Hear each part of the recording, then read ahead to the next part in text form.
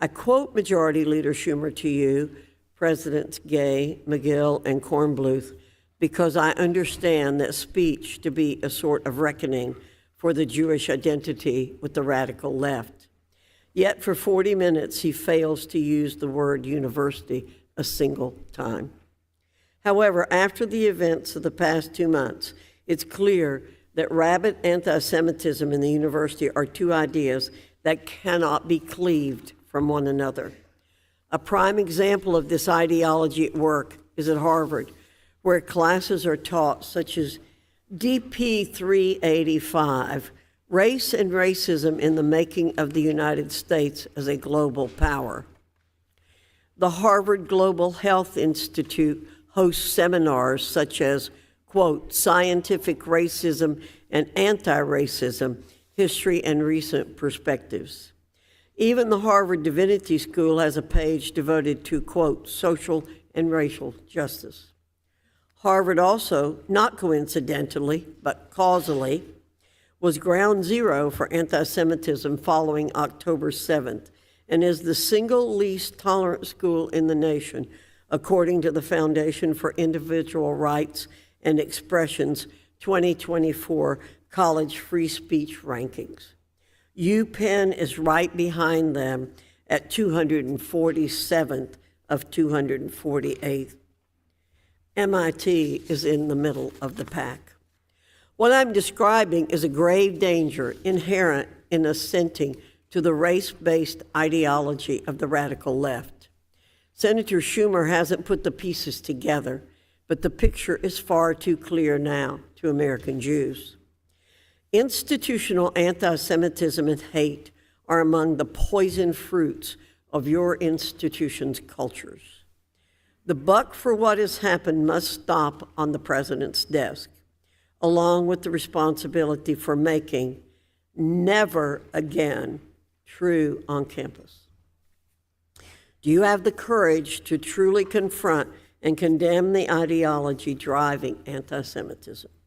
Or will you offer weak, blame-shifting excuses in yet another responsibility-dodging task force? That's ultimately the most important question for you to confront in this hearing. I will close with this. I appreciate your appearances today on behalf of Harvard, UPenn, and MIT, respectively. It proves your universities have, at minimum, a sense of accountability to the American people. But my praise for post-secondary education is very limited these days. Harvard, UPenn, and MIT, you have a very big role to play in shaping the future for all of academia. This moment is an inflection point. It demands leaders of moral clarity with the courage to delineate good from evil and right from wrong. With that, I look forward to each of your testimonies. I yield to the ranking member for an opening statement. Thank you, Dr. Fox, and thank our witnesses for appearing today. Historically, college campuses have been hubs for students and faculty to foster intellectual thought and expression. Regrettably, following Hamas's October 7th attack on innocent civilians in Israel and the ongoing conflict in Gaza, college campuses have become polarized, and we've been witnessing a disturbing rise in the incidence of anti-Semitism and Islamophobia. To be clear, this discrimination is nothing new on college campuses, indeed, nothing new in society generally.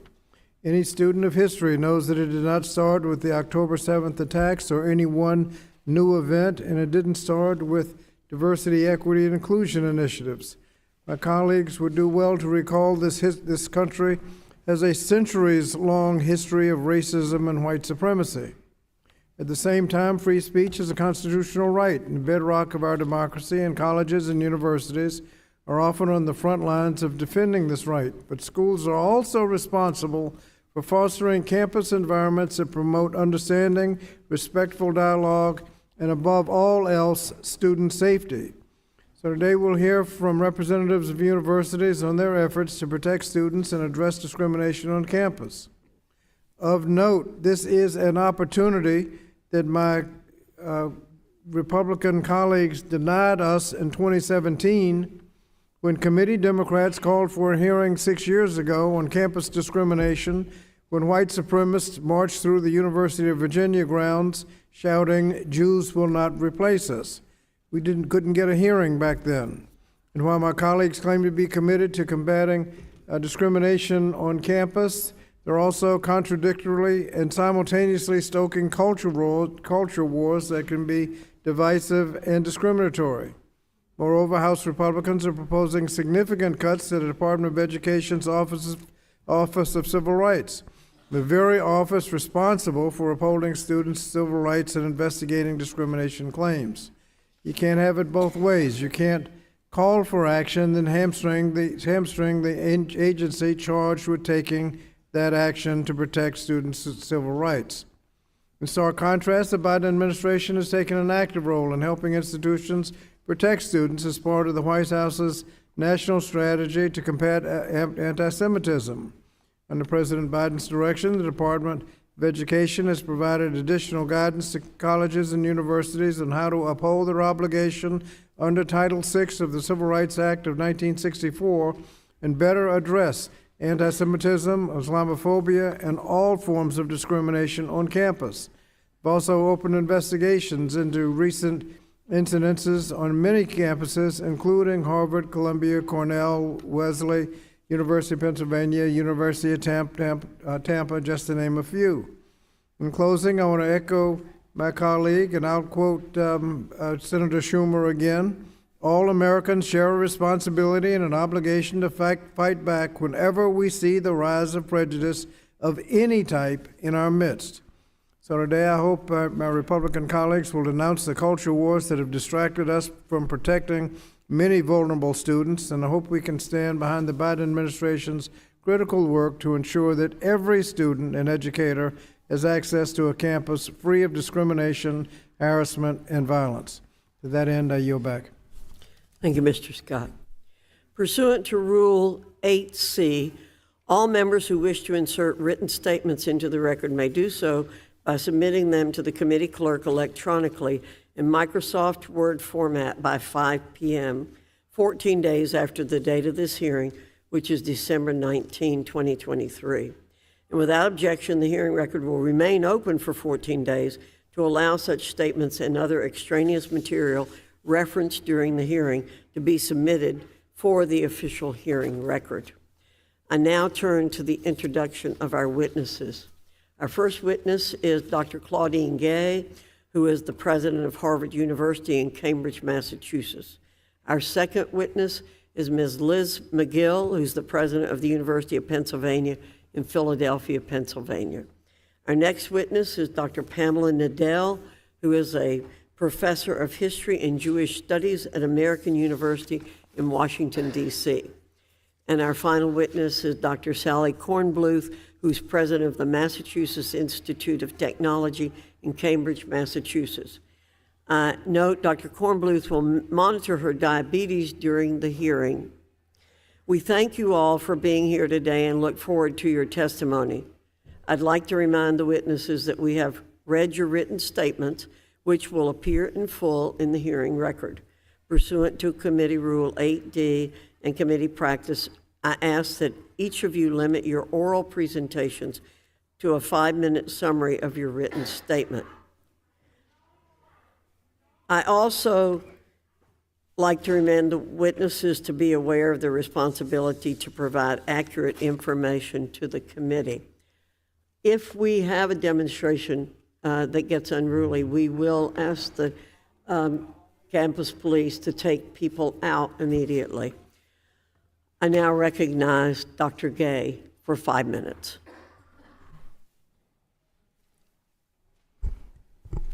Chairwoman Fox, Ranking Member Scott, and distinguished members of the committee. My name is Claudine Gay, and I am the president of Harvard University.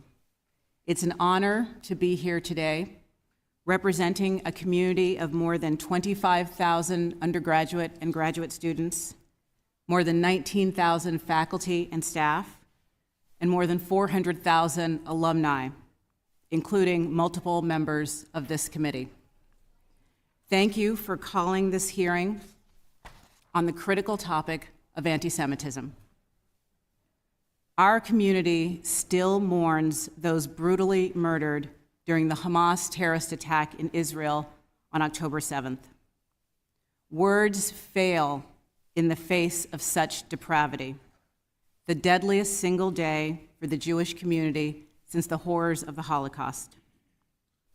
In the 2 months since the atrocities of October 7th and the subsequent armed conflict and humanitarian crisis in Gaza, we have seen a dramatic and deeply concerning rise in anti-Semitism around the world, in the United States, and on our campuses, including my own.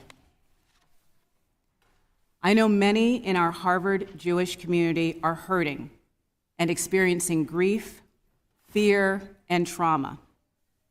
I have heard from faculty, students, staff, and alumni of incidents of intimidation and harassment. I have seen reckless and thoughtless rhetoric shared in person and online, on campus and off. I have listened to leaders in our Jewish community who are scared and disillusioned. At the same time, I know members of Harvard's Muslim and Arab communities are also hurting. During these past months, the world, our nation, and our campuses have also seen a rise of incidents of Islamophobia. During these difficult days, I have felt the bonds of our community strain. In response, I have sought to confront hate while preserving free expression. This is difficult work, and I know that I have not always gotten it right. The free exchange of ideas is the foundation upon which Harvard is built, and safety and well-being are the prerequisites for engagement in our community. Without both of these things, our teaching and research mission founder. In the past 2 months, our bedrock commitments have guided our efforts.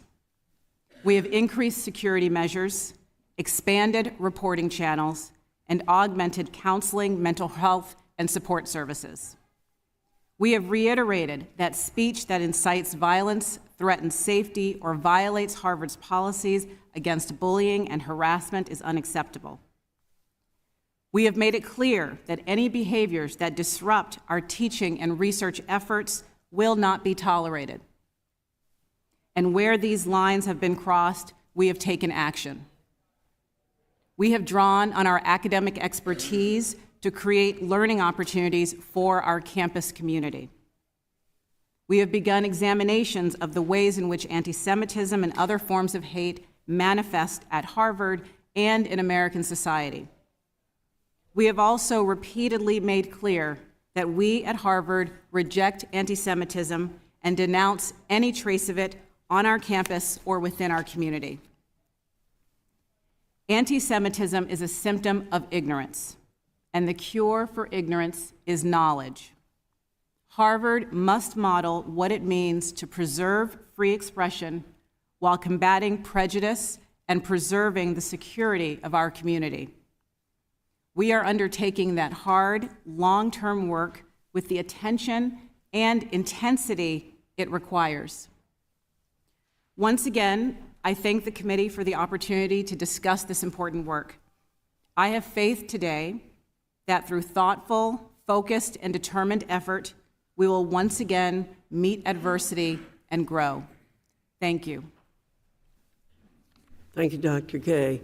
Ms. Magill, you're recognized for 5 minutes.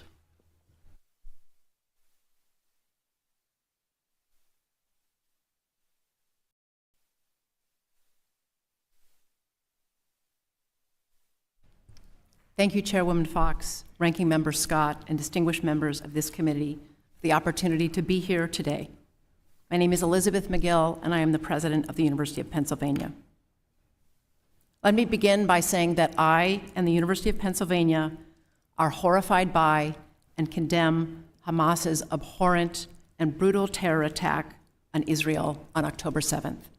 There is no justification, none, for those heinous attacks. The loss of life and suffering that are occurring in Israel and Gaza during the ensuing war are heartbreaking. This pain, sorrow, and fear extends to our campus and to our city of Philadelphia. This hearing this morning takes place just 2 days after the Philadelphia community witnessed in horror the hateful words and actions of protesters who marched through the city and then near our campus. These protesters directly targeted a Center City business that is Jewish and Israeli-owned, a troubling and shameful act of anti-Semitism. Philadelphia police and Penn Public Safety were present, and thankfully no one was injured, but these events have understandably left many in our community upset and afraid. Anti-Semitism, an old, viral, and pernicious evil, has been steadily rising in our society, and these world events have dramatically accelerated that surge. Few places have proven immune, including Philadelphia and campuses like ours. This is unacceptable. We are combating this hate on our campus with both immediate and comprehensive action. I have condemned anti-Semitism publicly, regularly, and in the strongest possible terms. And today, let me reiterate my and Penn's unyielding commitment to combating it. We immediately investigate any hateful act, cooperating with both law enforcement and the FBI, where we have identified individuals who have committed these acts in violation of either policy or law. We initiate disciplinary proceedings and engage law enforcement. We have acted decisively to ensure safety throughout and near our campus, expanding the presence of public safety officers at our religious life centers and all across campus. On November 1st, just over a month ago, I announced Penn's action plan to combat anti-Semitism. This builds on our anti-hate efforts to date, and it is anchored firmly in the United States national strategy to counter anti-Semitism. The plan centers on 3 key areas and has many elements. Those areas are safety and security, engagement, and education. As part of this plan, I have convened and charged a task force to identify concrete, actionable recommendations, directing them to provide me with their recommendations both in real time and then a final report in a couple of months. To ensure that our Jewish students have a direct channel to share their experiences with me, I've created a student advisory group on the student experience. Today's hearing is focused on anti-Semitism and its direct impact on the Jewish community. But history teaches us that where anti-Semitism goes unchecked, other forms of hate spread and ultimately can threaten democracy. We are seeing a rise in our society in harassment, intimidation, and threats toward individuals based on their identity as Muslim, Palestinian, or Arab. At Penn, we are investigating all these allegations for members of our community and providing resources to support individuals experiencing threats, online harassment, and doxing. We will continue to deploy all the necessary resources to support any member of the community experiencing hate. As president, I am committed to a safe, secure, and supportive educational environment so that our academic mission can thrive. It is crucial that ideas are exchanged and diverse viewpoints are debated. As a student of constitutional democracy, I know that we need both safety and free expression for universities and ultimately democracy to thrive. In these times, these competing principles can be difficult to balance, but I am determined to get it right. And we must get this right. The stakes are too high. Penn would not be what it is without its strong Jewish community, past, present, and future. I am proud of this tradition and deeply troubled when members of our Jewish community share that their sense of belonging has been shaken. Under my leadership, we will never, ever shrink from our moral responsibility to combat anti-Semitism and educate all to recognize and reject hate. We will remain vigilant. I look forward to your questions. Thank you, Ms. Magill. Dr. Nadell, you're recognized for 5 minutes. Thank you, Chairwoman Fox and Ranking Member Scott, for inviting me today. I'm Pamela Nadell. I'm a professor of Jewish history at American University, and I'm currently writing the book, Anti-Semitism, an American Tradition, supported by a National Endowment for the Humanities Public Scholar Award. And I'm delighted to be here today because this gives me an opportunity to thank Congress for sustaining through the NEH scholarship essential to understanding our nation's past. This is the third time I have testified about this topic before Congress. The first was in 2017, just 3 months after white supremacists chanting, "Jews will not replace us," paraded through the University of Virginia, brandishing torchlights, echoing Nazi stormtroopers strutting through Germany in the 1930s. I emphasize this because the anti-Semitism igniting on campuses today is not new. It is part of a long history of American anti-Semitism. While anti-Semitism is difficult to define, historical examples convey some of its contours. Anti-Semites believe that Jews have been corrupted by money since Judas betrayed Jesus for 30 pieces of silver, and they've employed code names for avaricious Jews: Shylock, Rothschild, and in the 21st century, George Soros. Anti-Semites believe Jews conspire to destroy Christian Western civilization. These conspiracy theories gained currency in the 1920s when Henry Ford's newspaper ran the series, The International Jew, the World's Foremost Problem. Today, the charge that the Jews are internationalists has been replaced by the dog whistle globalist, implying that Jews are the puppet masters of the worldwide order. Across American history, people from all walks of life have conveyed anti-Semitic ideas since 1654, when New Amsterdam Governor Peter Stuyvesant tried to expel, and I quote, "this deceitful race, such hateful enemies and blasphemers of the name of Christ." Now, more than 350 years later, we have just marked the 5th anniversary of the murders at Pittsburgh's Tree of Life Synagogue. On city streets, abuse is hurled at Orthodox Jews, and swastikas are graffitied on dorm doors and also at the State Department. The long history of American anti-Semitism left its mark in higher education. Quotas on the admission of Jewish students began in the Ivy League in the 1920s and spread to more than 700 private colleges and universities. The campuses also wrestled with the challenge of anti-Semitic speech before this fall. In the early 1990s, Holocaust deniers took out full-page ads in college newspapers. Those ads launched furious debates about free speech on campus and also helped propel Holocaust courses into the university to respond to the disinformation. Anti-Israel invective has been flaring on campus well before this fall. I could look back more than 20 years. In October 2000, 200 students at the University of Michigan yelled, "Israel is a fascist state," and protested a Hillel teach-in. But the barbarity of the Hamas terror of October 7th adds a terrible new chapter to Jewish history. Anyone who claims to care about human rights should denounce these horrors. That so many on campus not only did not, but that they justified the savagery in name of opposition to Israel has caused Jews around the world deep anguish. While I deplore all hateful speech, anti-Semitic speech remains in America protected. Free speech stands at the core of the liberal arts education, an education which almost every member of Congress benefited from when they were students. But free speech does not permit harassment, discrimination, bias, threats, or violence in any form. And when they occur, our institutions, and not just the campus, but our nation, they have in place mechanisms to respond.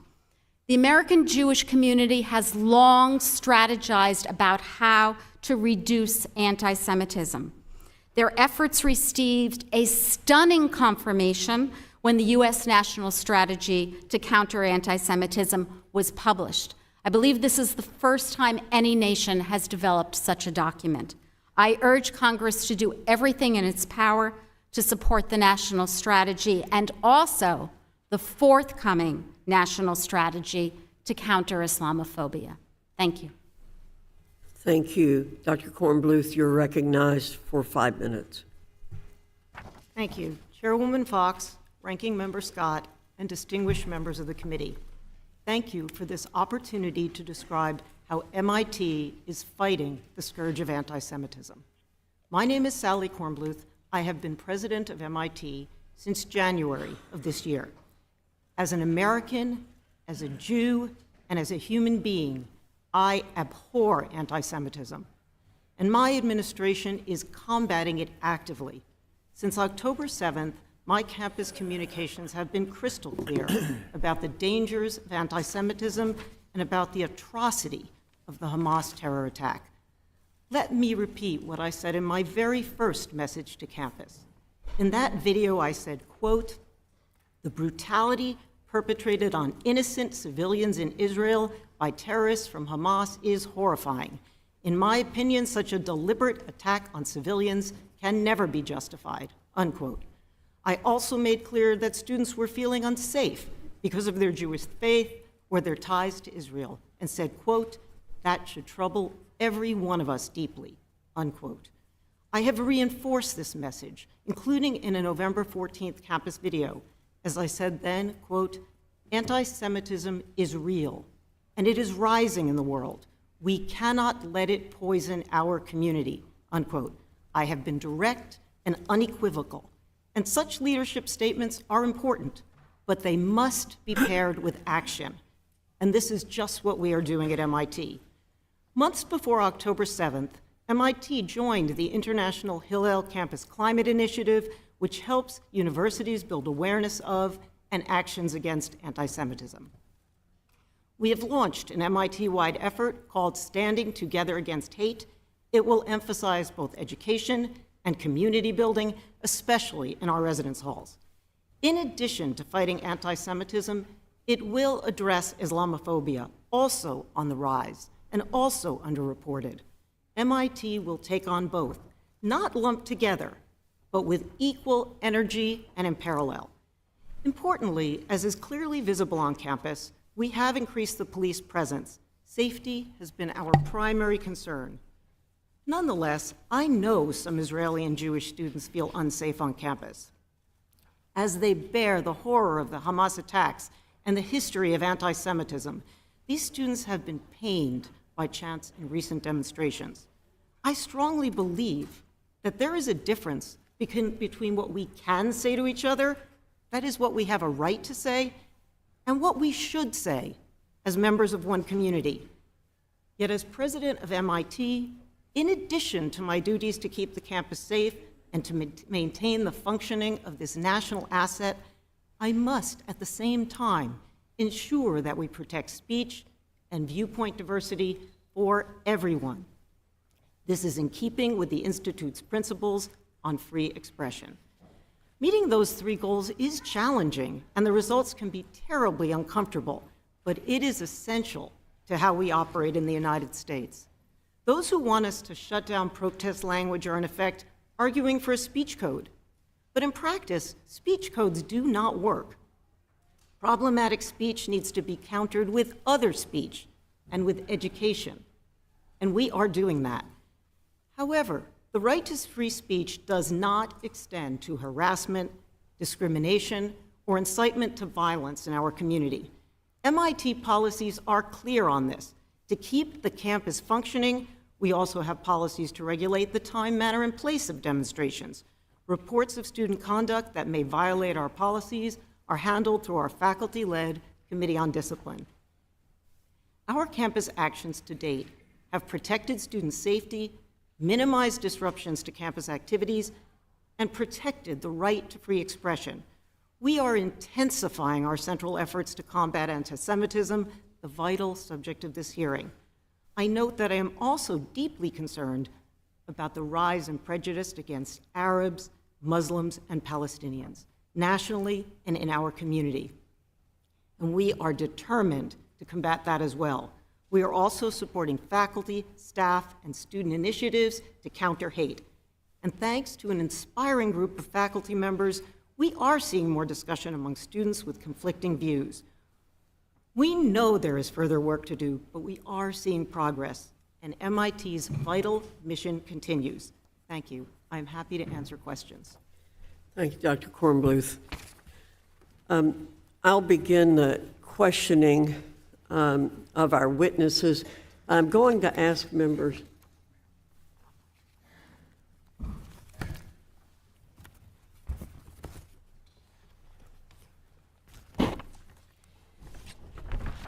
Before I ask my questions, let me do some housekeeping. Under Committee Rule 9, we'll now question witnesses under the 5-minute rule.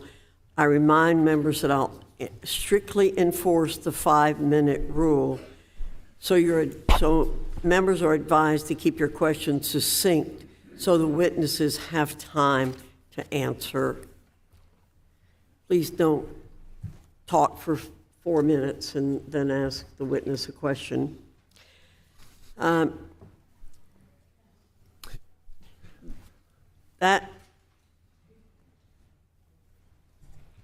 We've heard from many students that they do not feel safe. You've talked about that in your statements. But the anti-Semitism we've seen on your campuses didn't come out of nowhere. There are cultures at your institutions that foster it because you have faculty and students who hate Jews, hate Israel, and are comfortable apologizing for terror. How did your campuses get this way? What is it about the way that you hire faculty and approve curriculum that's allowing your campuses to be infected by this intellectual and moral rot? President Gay, I'm going to ask you to give me a brief answer. I also would invite you to follow up with more in writing, and we will follow up with you. So I will go down the line, President Gay, then President Magill, and President Kornbluth. Thank you, Chairwoman Fox. Again, anti-Semitism has no place at Harvard.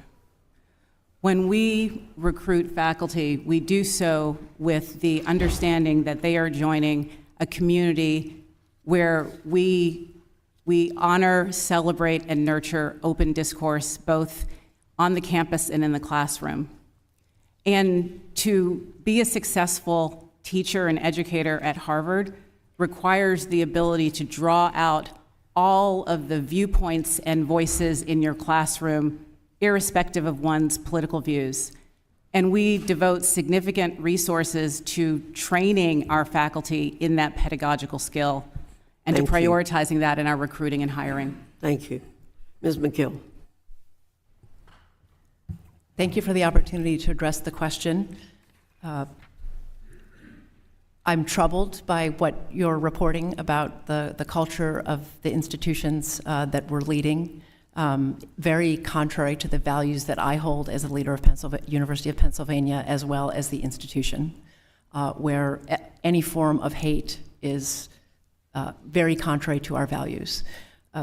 I would venture and answer Chairwoman Fox that anti-Semitism has a role in the broader society, and that's what we're seeing happening in the society and on our campuses. And I'm committed to combating it in immediate term and the long term. Thank you. Dr. Kornbluth. Yes, so MIT is a majority STEM education and research institution, and we are devoted to solving the problems that face society. Our faculty are hired for their brilliance. Now, we allow them to say what they'd like in the classroom in the name of free expression, but we are committed to having them know that that our campus must be a welcoming and inclusive environment. And although they may say what they like in the classroom academically, targeting any individual student, harassing or discriminating is strictly forbidden in our classrooms and on campus. Thank you. We will be following up with asking for specific plans for disciplining student and faculty who assault or harass students or prevent them from accessing undisrupted classes or campus spaces. We'll be asking for your plan for preventing this rot from perpetuating, how you're going to hire and assess instructors, how will you change how you govern students, and what are the practical steps you will plan to take. I want to ask you one more question.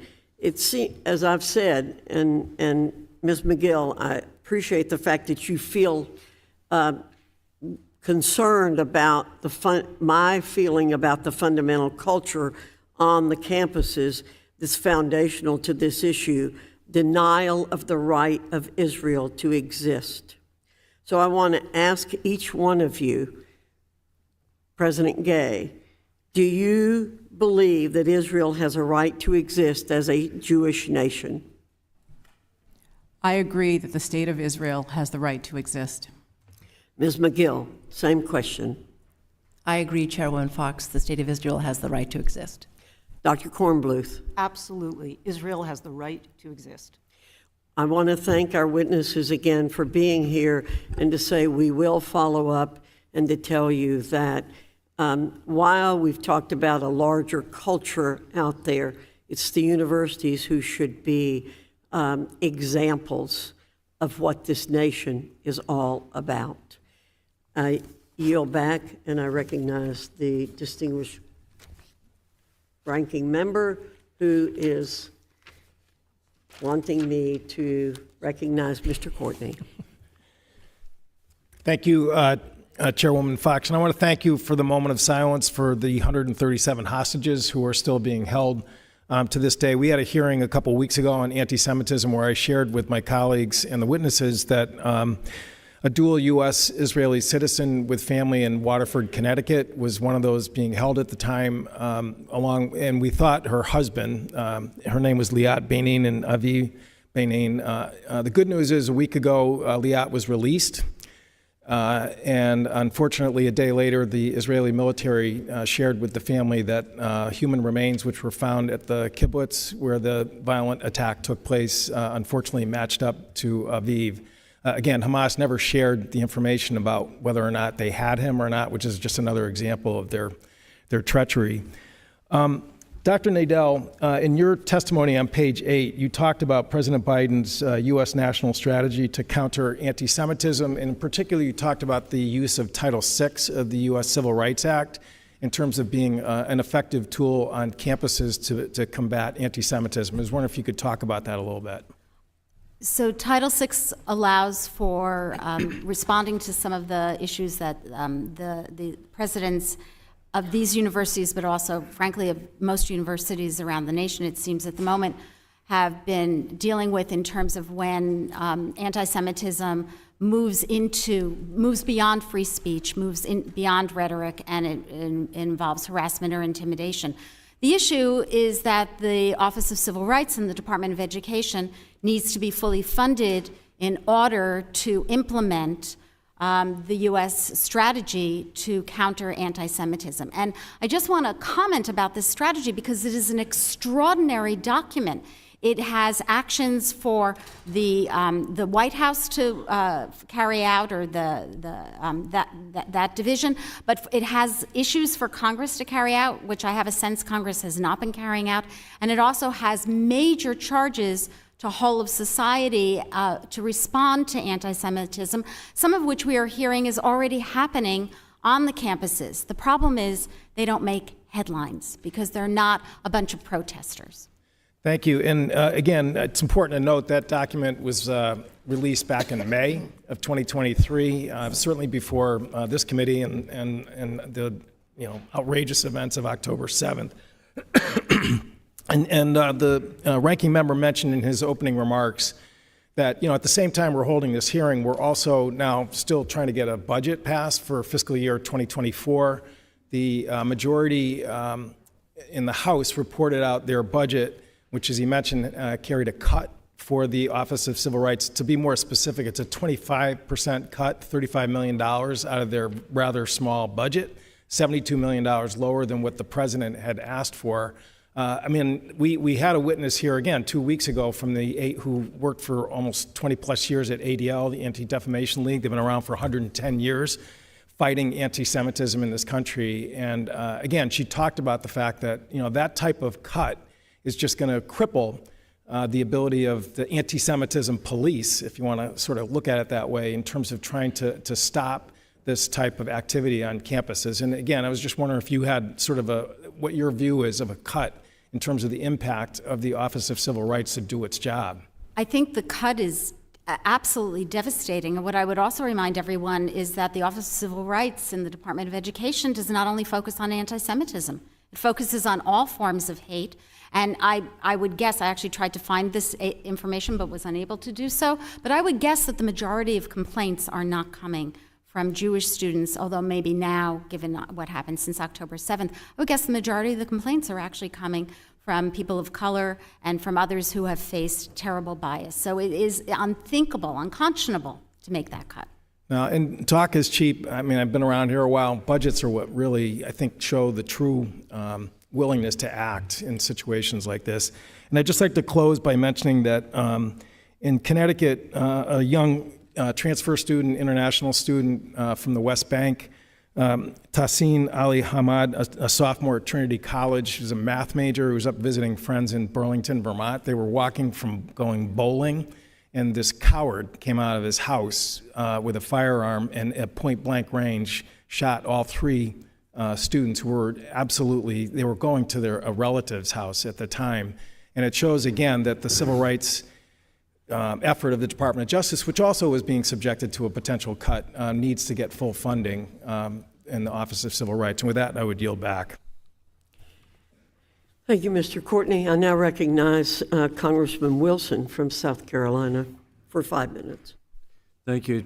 Thank you, Chairwoman Virginia Fox. And Chairwoman Virginia Fox, I believe, appropriately began this hearing about how serious this is, that the Iran puppets of Hamas have victimized the world, including here in the United States.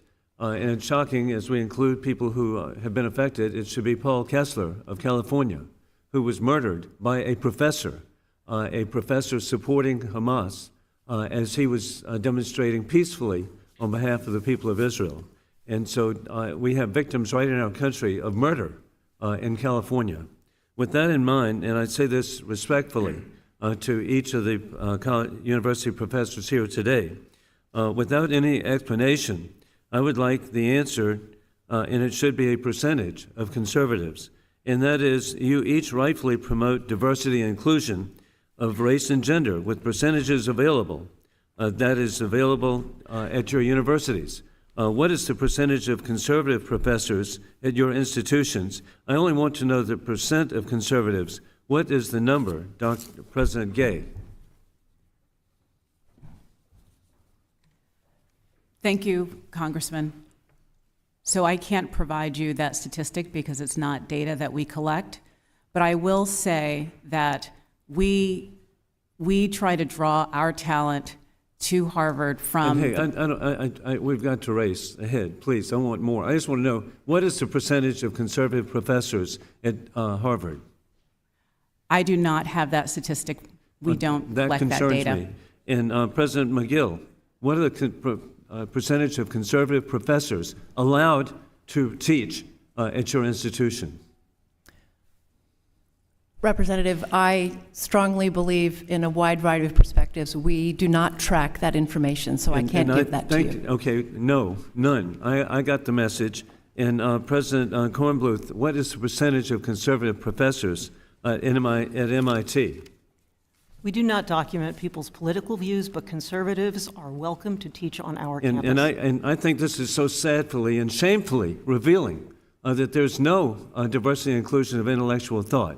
And the result of that is anti-Semitism. And you can study with government money all you want to, Doctor, but it's due to illiberalism that has taken over the country. And you might look into that when you get your next government grant. With that in mind, the barbaric mass murder on October 7th by Iran puppets Hamas invading Israel, trained by war criminal Putin, has shockingly revealed that many college campuses are sickeningly anti-Semitic. This is defending the maniacal Hamas agenda. The Hamas agenda is in their covenant of August 1988. I hope you read it, because it says in Article 7, I'll take you, you don't have to read the whole thing, kill the Jews. What that means is death to Israel, death to America. And to have that presented is disgusting. Sadly, college campuses have descended from coveted citadels' intellectual freedom to illiberal sewers of intolerance and bigotry. diversity and inclusion, or a George Orwell 1984 implementation, as we see, excluding conservative thought. The solution for closed-minded intolerance on campuses is obvious: to liberate academia from denial of free speech, respecting the First Amendment. There should be diversity and inclusion of more conservative academics overcoming today's blatant discrimination. With that in mind, Dr. Magill, I've received questions from really wonderful students at the University of Pennsylvania who are in a state of shock about the state of the university. And you say the university has introduced a plan to combat anti-Semitism, yet we hear of more incitement and intimidation of Jewish students at Penn. Do you understand that having policies means nothing if you don't implement them? And how many students or faculty have been removed or disciplined under your policies? What is the average time for action on student conduct or other policies? Conclude, you can get this back to me later. What are you enforcing? At a pro-Hamas Penn protest, President Huda Fakhreddin and faculty member Ahmad al-Mallah were seen enthusiastically clapping in support of the speaker as he shouted, "Go back to Moscow, Brooklyn, blanking Berlin, where you came from," end of quote. Has any action been taken to address Professor Fakhreddin and Professor Ahmad al-Mallah's support of this insightful and intimidating speech? How are Jewish students in Fakhreddin's classes supposed to receive fair treatment when she endorses hatred?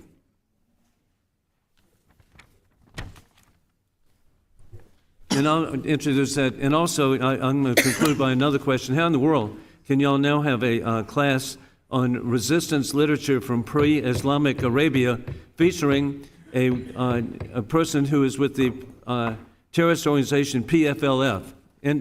We'll present this to you. Thank you. We go from Mr. Wilson from South Carolina to Ms. Wilson from Florida.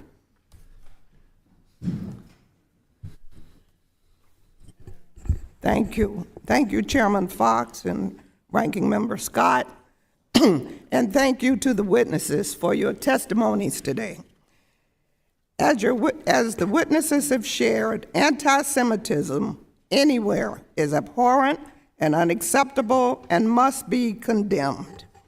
I'm privileged to represent a strong, united Jewish community in South Florida. My next-door neighbor is a rabbi. My Jewish constituents have experienced everything from bomb threats on Jewish centers, schools, to harassment of Jewish community members. I stand with them. We talk often, we commiserate, and we pray.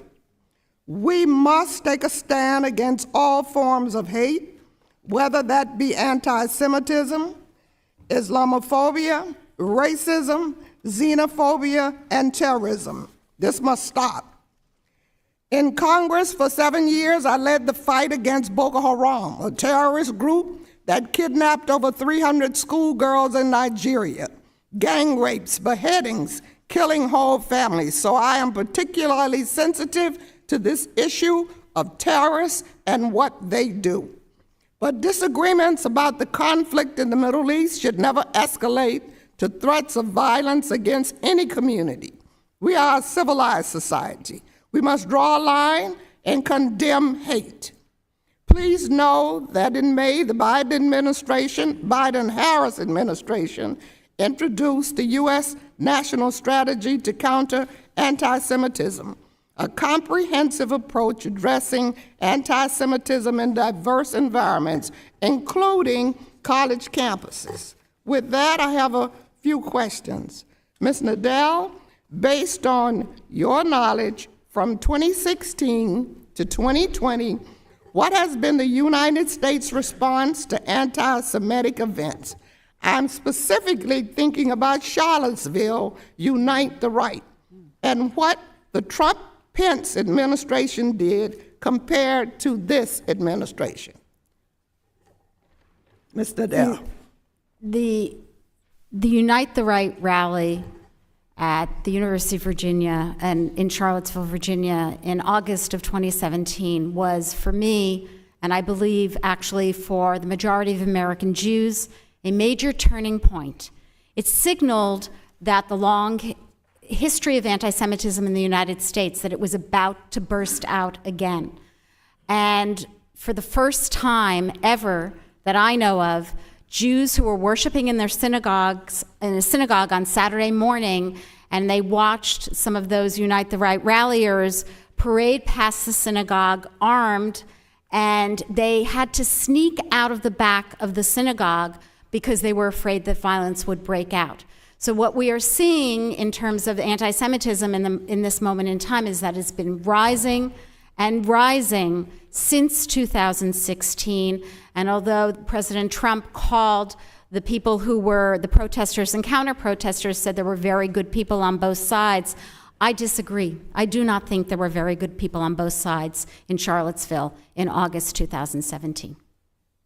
Okay, as I reflected, Professor Nadell, on the horrific events in the Middle East and the subsequent fallout on college campuses, I have been in contact with my friend and former congressional colleague, Ted Deutsch, who now heads the American Jewish Committee. The committee is the author of the AJC Action Plan, a toolkit for university administrators.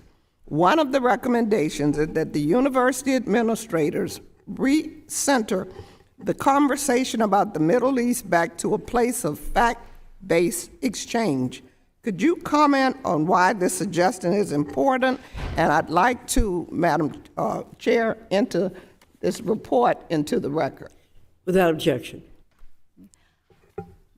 This action is important because the campuses where faculty who come from Middle East studies and faculty who come from Jewish studies have long been in conversation, not just since October 7th, those are the places where what we do in the university has been manifested in the best way. So I'm thinking, for example, of Dartmouth University, where they held a forum, and they had, in their second forum, 300 people in the room, and they had 5,000 people online. Our universities not only educate our students today, but we can educate the wider public. And so I very much agree. I admire Ted Deutsch, and I admire the American Jewish Committee for what they are trying to do, but this is not a magic bullet. It's not going to be fixed overnight.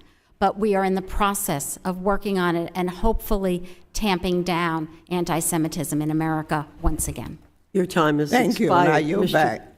Mr. Thompson, you're recognized for 5 minutes. Thank you, Madam Chair, for calling this important hearing. Thanks today to all of our folks who are testifying. As we've all seen in recent weeks, there's been a sharp rise in anti-Semitic words, actions, and attacks online around the world, and unfortunately, right here at home. Nowhere in the United States have these hateful and divisive ideas been more prevalent or found a safer home than on college campuses.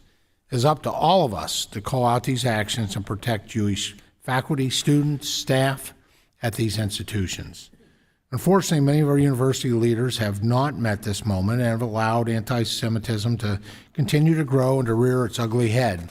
President Magill, does the University of Pennsylvania have in place any policies to ensure that each student who's enrolled at the university receives information on the history of anti-Semitism, how anti-Semitism presents itself, and action students can take to prevent and report anti-Semitic behavior, and if, why or why not?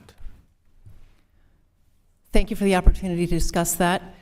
We are in the midst of making certain that all anti-bigotry efforts ensure education about anti-Semitism. We committed to that into September, and we're working through that. We have added education. Some parts of our program do, and some parts of our program need to be enhanced. So we're working on that right now, and I assure you that we will make certain that that is included in all of our anti-bigotry efforts, anti-Semitism.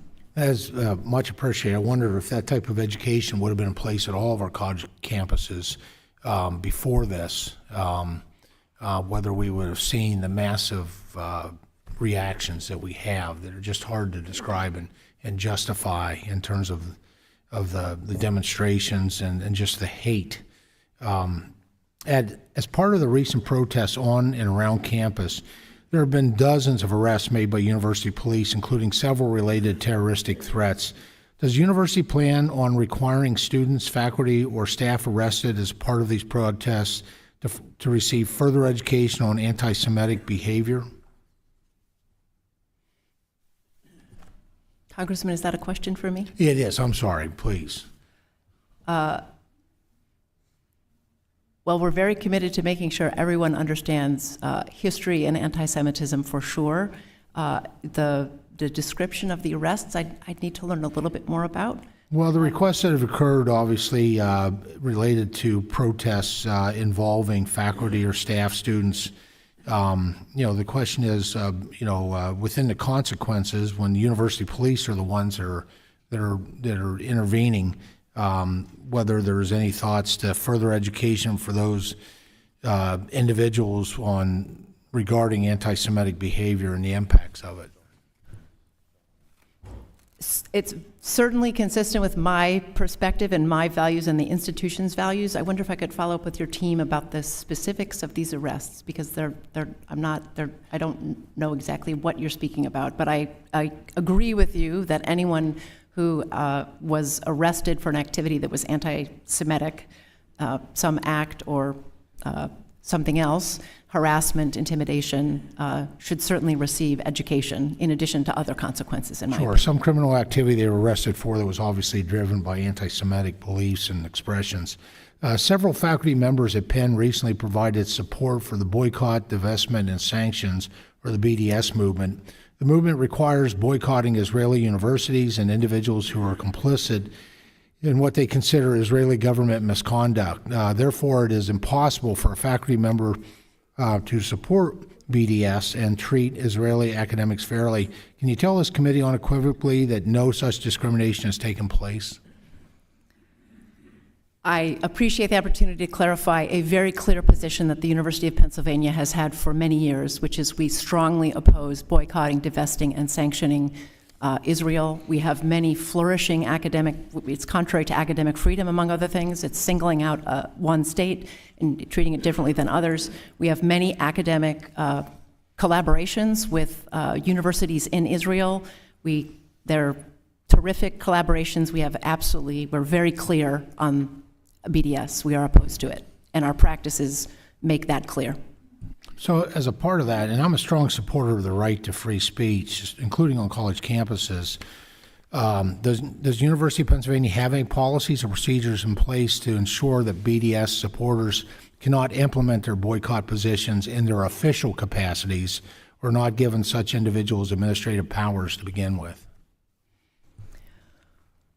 Well, it's the position of the institution that we do not engage in boycotting, sanctioning, or divesting, and I would think that would follow for any member of the organization who is acting in their official capacity. But if you have specifics that I could follow up on after this hearing, I would very much like to hear them. We'll do that. Appreciate it. Thank you, Madam Chair. Thank you. Ms. Bonamici, you're recognized for 5 minutes. Thank you, Madam Chair, and thank you to the witnesses. I appreciate the full committee's focus on this issue. I want to reiterate, as I did in the other hearing we had recently, that anti-Semitism, as well as Islamophobia and other forms of bigotry based on race, ethnicity, national origin, or religion are abhorrent and must not be tolerated. I'm deeply troubled by recent anti-Semitic incidents at colleges and universities across the country, including those whose presidents are here today. And I stand with my colleagues on both sides of the aisle in calling for proactive steps from all of these institutions of higher education to root out discrimination, hatred, and bigotry in all of its forms.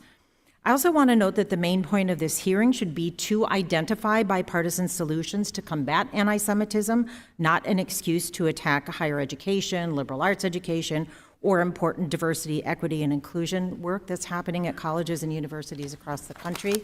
There are legitimate concerns about anti-Semitism on college campuses, and that's what we should focus on today. Not doing so is a disservice to the students across the country who are looking to Congress for support for and the public for the institutions.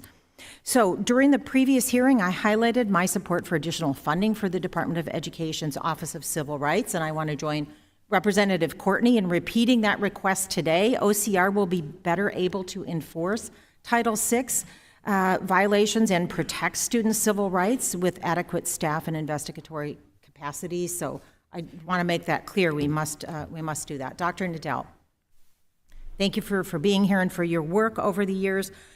Public colleges and universities, as we know, must uphold constitutional free speech rights. And many private institutions also recognize the value of free speech and robust debate. I think All of our presidents recognize that today, but also with the understanding that schools cannot allow their campuses to become places where anti-Semitic speech makes students unsafe or feel unsafe. I think that's recognized.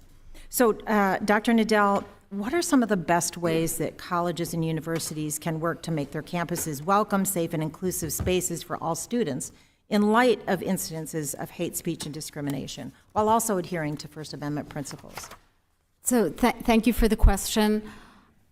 I think there are different forms and different venues for expanding this discussion of the very difficult issue that has sparked and ignited the anti-Semitism or the outbursts on college campuses that we've been seeing since October 7th. So one form, obviously, is the classroom, although I would remind the members of the committee that the reality is that most students during their college career, they take a handful of courses. Many of them are studying STEM, and most of them are actually never in classrooms where they're hearing a discussion of issues like anti-Semitism or the conflict in Israel and Palestine. So that's the first thing that I would point out. So we academics can continue to foster those conversations, and we need to take them outside of the classroom. I think the other place where there can really be a lot of work done that would be very successful is on the side of student life on campus. And so student organizations are, they range broadly and widely on the campus, everything from a gardening club to obviously some of the student organizations that have been involved in the protests against Israel. So these are other places. Nadell, I don't want to cut you off, but Yeah. I have to get another question in. I'm running sure. out of time. But thank you Okay. for your work. And I also want to recognize as well the AJC action plan for confronting campus anti-Semitism.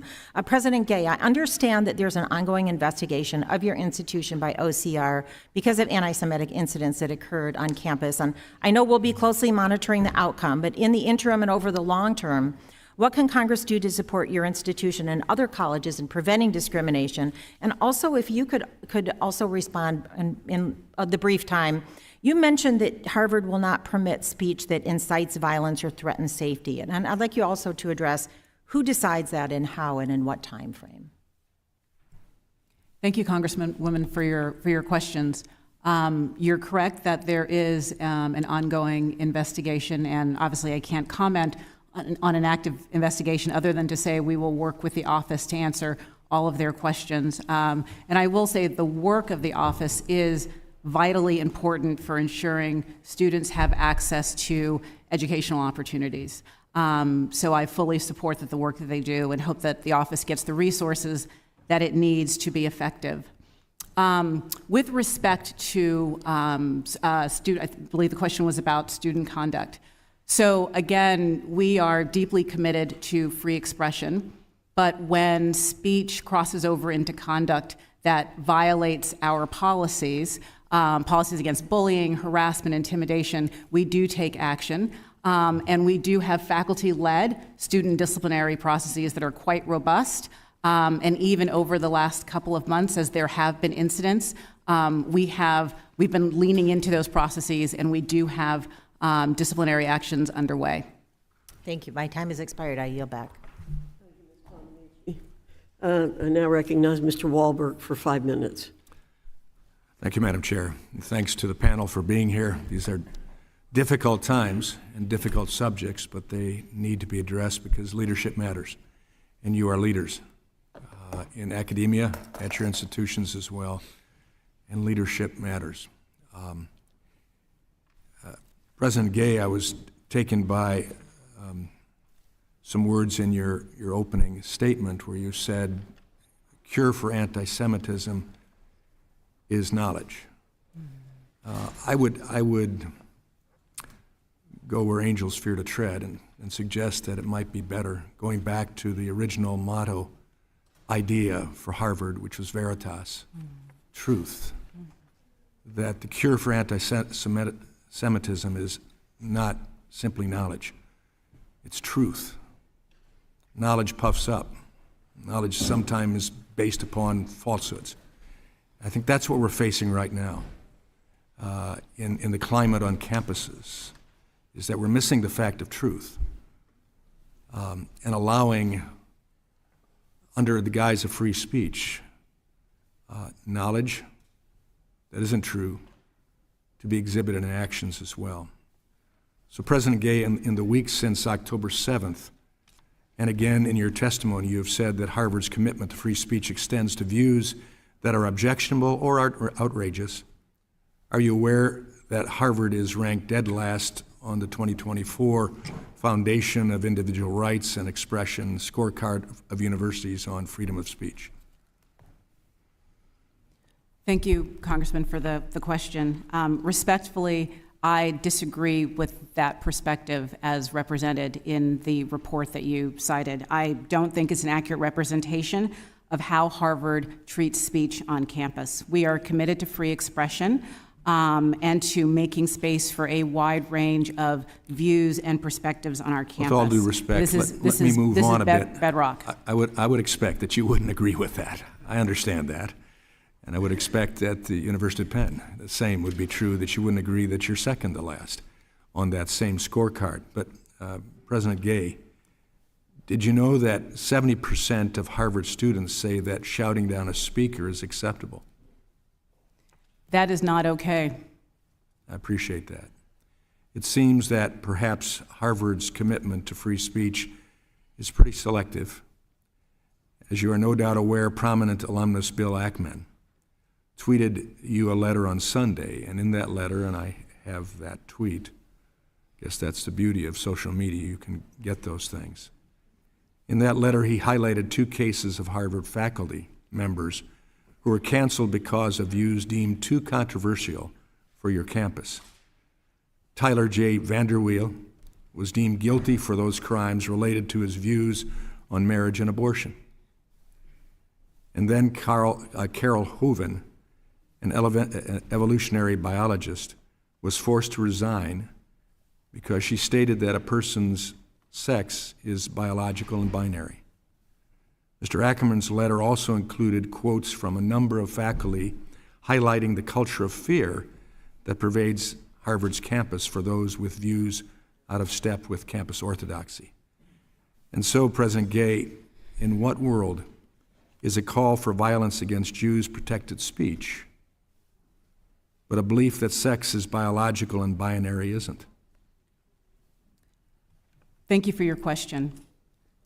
So from the moment that our students arrive on campus, whether it is to begin their Harvard journey as an undergraduate or at one of the professional schools, the message to them is clear, that we are an inclusive community, but one deeply committed to free expression. And that means that we have expectations that that right is exercised mindfully and with empathy towards others. We reinforce that during their time at Harvard by helping them build the skills that allow them to engage in constructive dialogue, even on the most complex and divisive issues. Because what we seek is not simply free expression, but the reasoned dialogue that leads to truth and discovery, and that does the work of moving us all forward. We don't always get it right, and our students don't always get it right. And when they transgress, they're held accountable. As well, don't they? Your professors come under that as well, don't they? Absolutely. And so for Professor Vanderweel and Hoven, that didn't work for them. The free expression of views, at the very least, views, whether fact or truth, I guess we'll leave that to understanding, but nonetheless, they were removed from their positions. And I think that sends a message in this case with Jewish students, that they're of less importance. I yield back.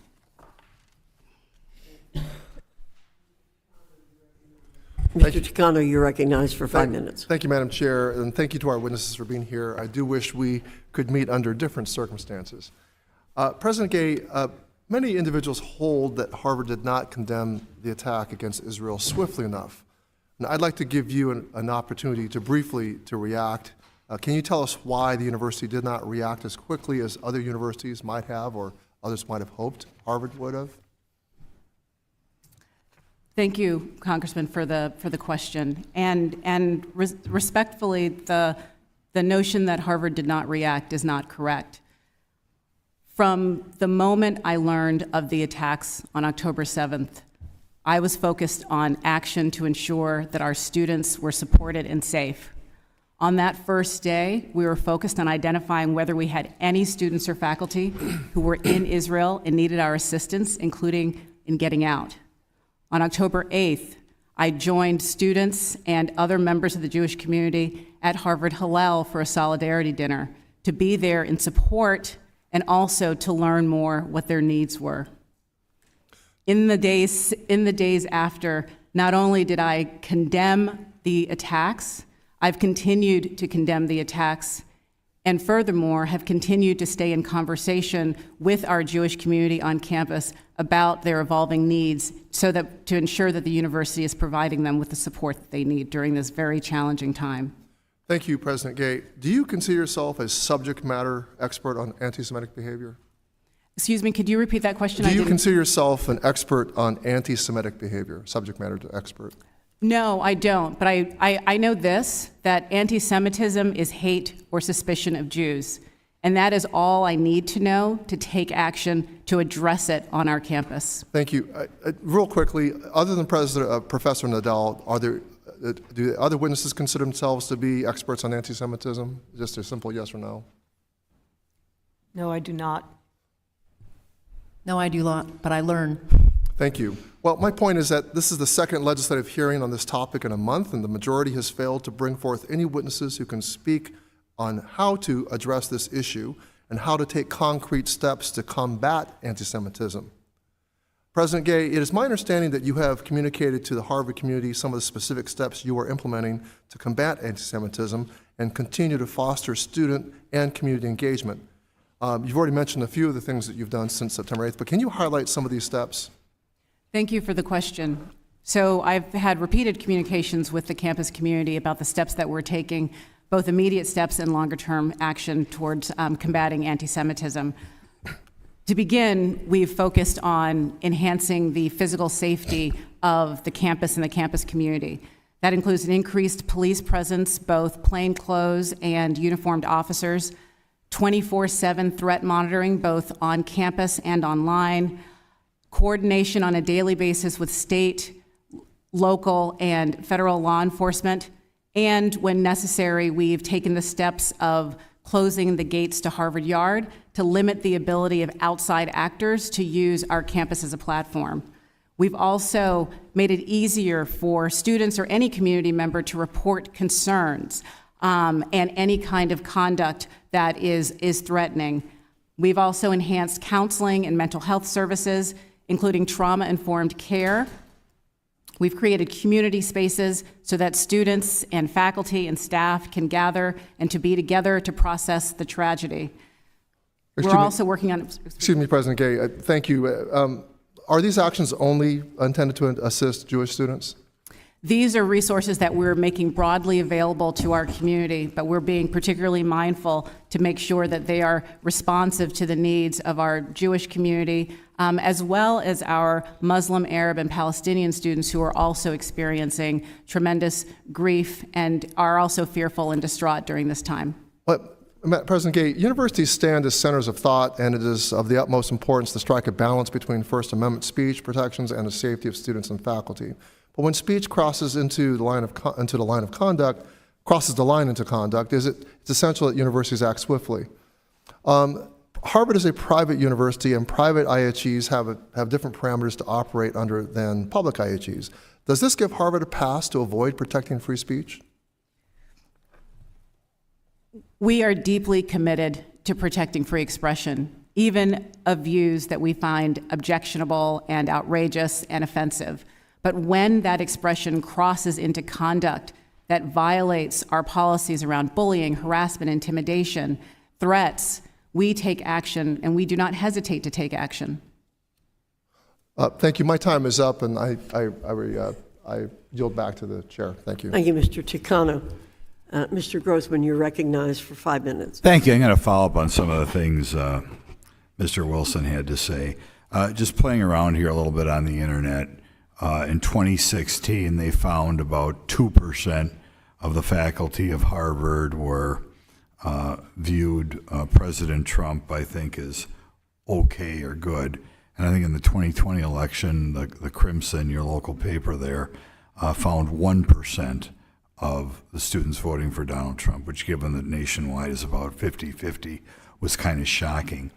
Does it concern you at all that you apparently have a great deal, a lack of ideological diversity at Harvard, and do you think that atmosphere is maybe one of the reasons why there seems to be such an outbreak of anti-Semitism at your institution? Is that question for me? That's the question for you, yeah. And I'll ask you, what are you going to do about it? Do you think it's a concern? So we strive to have as diverse a faculty as we can, because we want to make sure that we are sampling from the broadest pool of talent available in the world. That's how we ensure academic excellence. From what I read here, maybe they're making stuff up, but I don't think they're making it up. We said 2% of your faculty viewed Donald Trump as something other poor in 2016, and after 4 years of working for diversity, 1% voted for him. Now, I know all sorts of good people who don't like President Trump, but I'm just saying, when you compare the way people think at your campus compared to America as a whole, if there's one thing you are, it's not diverse, right? Well, do you consider that a problem, or the numbers I gave you? So, Congressman, I can't speak to the specific data that you are referring to. What I can say is that at Harvard, we try to create as much space as possible for a wide range of views and perspectives, because we believe that allows for a thriving academic community. How in the world is that even possible? And that you're trying to do that? Do you really feel that your faculty are ideologically diverse? You came out of a political science background at Stanford? At Stanford, as an undergraduate, I was an economics major, and then for my PhD, it was a PhD in political science. Political science, that's what I thought. Did you experience what you would say, given America's divided now 50-50, about 50-50, or was it 75-25 or 90-10 regarding to more a constitutional conservative perspective or more of a left-wing perspective? What is your experience both at Harvard and Stanford? So here's what I can say on the topic that you're exploring. And it's, we want the most brilliant, talented faculty to come to Harvard and to build their careers there. They're only giving me 5, you're not going to answer the question. They only give me 5 minutes. Is it common at Harvard to ask faculty to submit a diversity statement? That's a practice that varies across schools at Harvard. So sometimes you do. Well, in some cases, there are schools that ask for that. Okay, could a scientist ever get cut from consideration from a job because they had the wrong view of diversity? What I would say is that we aim to draw to our faculty the broadest pool of talent. When you hear that, and this is not the way I wanted this to go, but when you hear that 1% of your faculty voted for a presidential candidate who got about 50% of the vote nationwide, does that concern you, or do you feel you're not as diverse as you should be?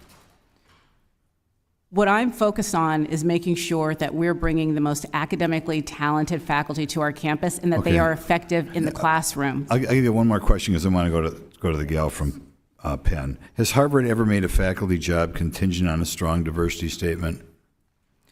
We look at everything a faculty member will bring to our campus. Academic brilliance and excitement and ability to teach a campus community and student community. Now I want to go to Ms. Magill. I have a friend whose son goes to the University of Pennsylvania. Right now, he is physically afraid to go to the library at night. Okay, just unbelievable. Could you, I just can't even conceive that's going on in the United States of America, but that's what she tells me. She doesn't make it up. Could you give us your reasons as to why that is true at Pennsylvania, why today a Jewish student is afraid to walk to the library at night? Congressman, let me start by saying I'm devastated to hear that, and the safety and security of our campus and our students in particular is my top concern. I would, if you would be willing, I would like to talk to your constituent and their Penn student I'm very troubled by what you're reporting. It's our top priority to keep our students safe and secure. I'm going to have to ask you to follow up on that with Mr. Grossman and with the rest of the committee. Ms. Adams, you're recognized for 5 minutes. Thank you very much, Madam Chair, and thank you to the witnesses for coming today and to testify before the committee. But before I get started, I want to just thank you for your service to students and to the university community. Dr. Nadell, this question is for you. I'm glad, first of all, to see another Buckeye here, House State. But as a former professor at a small college in North Carolina, Bennett College, for over 40 years I taught there, I am deeply disappointed by the rise of anti-Semitism rhetoric that's happening across the country. Anti-Semitism has no place on our college campuses or anywhere. And it's been my mission to combat instances of anti-Semitism and hate and racism alike. There are Jewish students across this country that are afraid to leave their dorms, afraid to step on campus because of the hateful rhetoric that's infiltrated our schools. So this question is to actually all the presidents, but I did want Dr. Nadell to answer first. Students should be able to express their views and opinions without fear of retaliation. How are you balancing the protection of free speech, academic freedom, with the need to also oppose normalizing anti-Semitism attitudes that are radical and dangerous? And if we could just briefly answer that, I want to hear from the presidents on this. Sure. So just briefly, obviously, we need to protect free speech, but we also need to protect the safety of our students on campus. And you use the word normalizing anti-Semitism, and the problem is anti-Semitism has been normalized in the nation, not just on campus. Thank you. Dr. Gay? Thank you. I'd say education is the key here. Making students and frankly the entire campus community more aware of the insidiousness of anti-Semitism so that they're in a position to be able to recognize anti-Semitic tropes when they see them and confront them in the moment.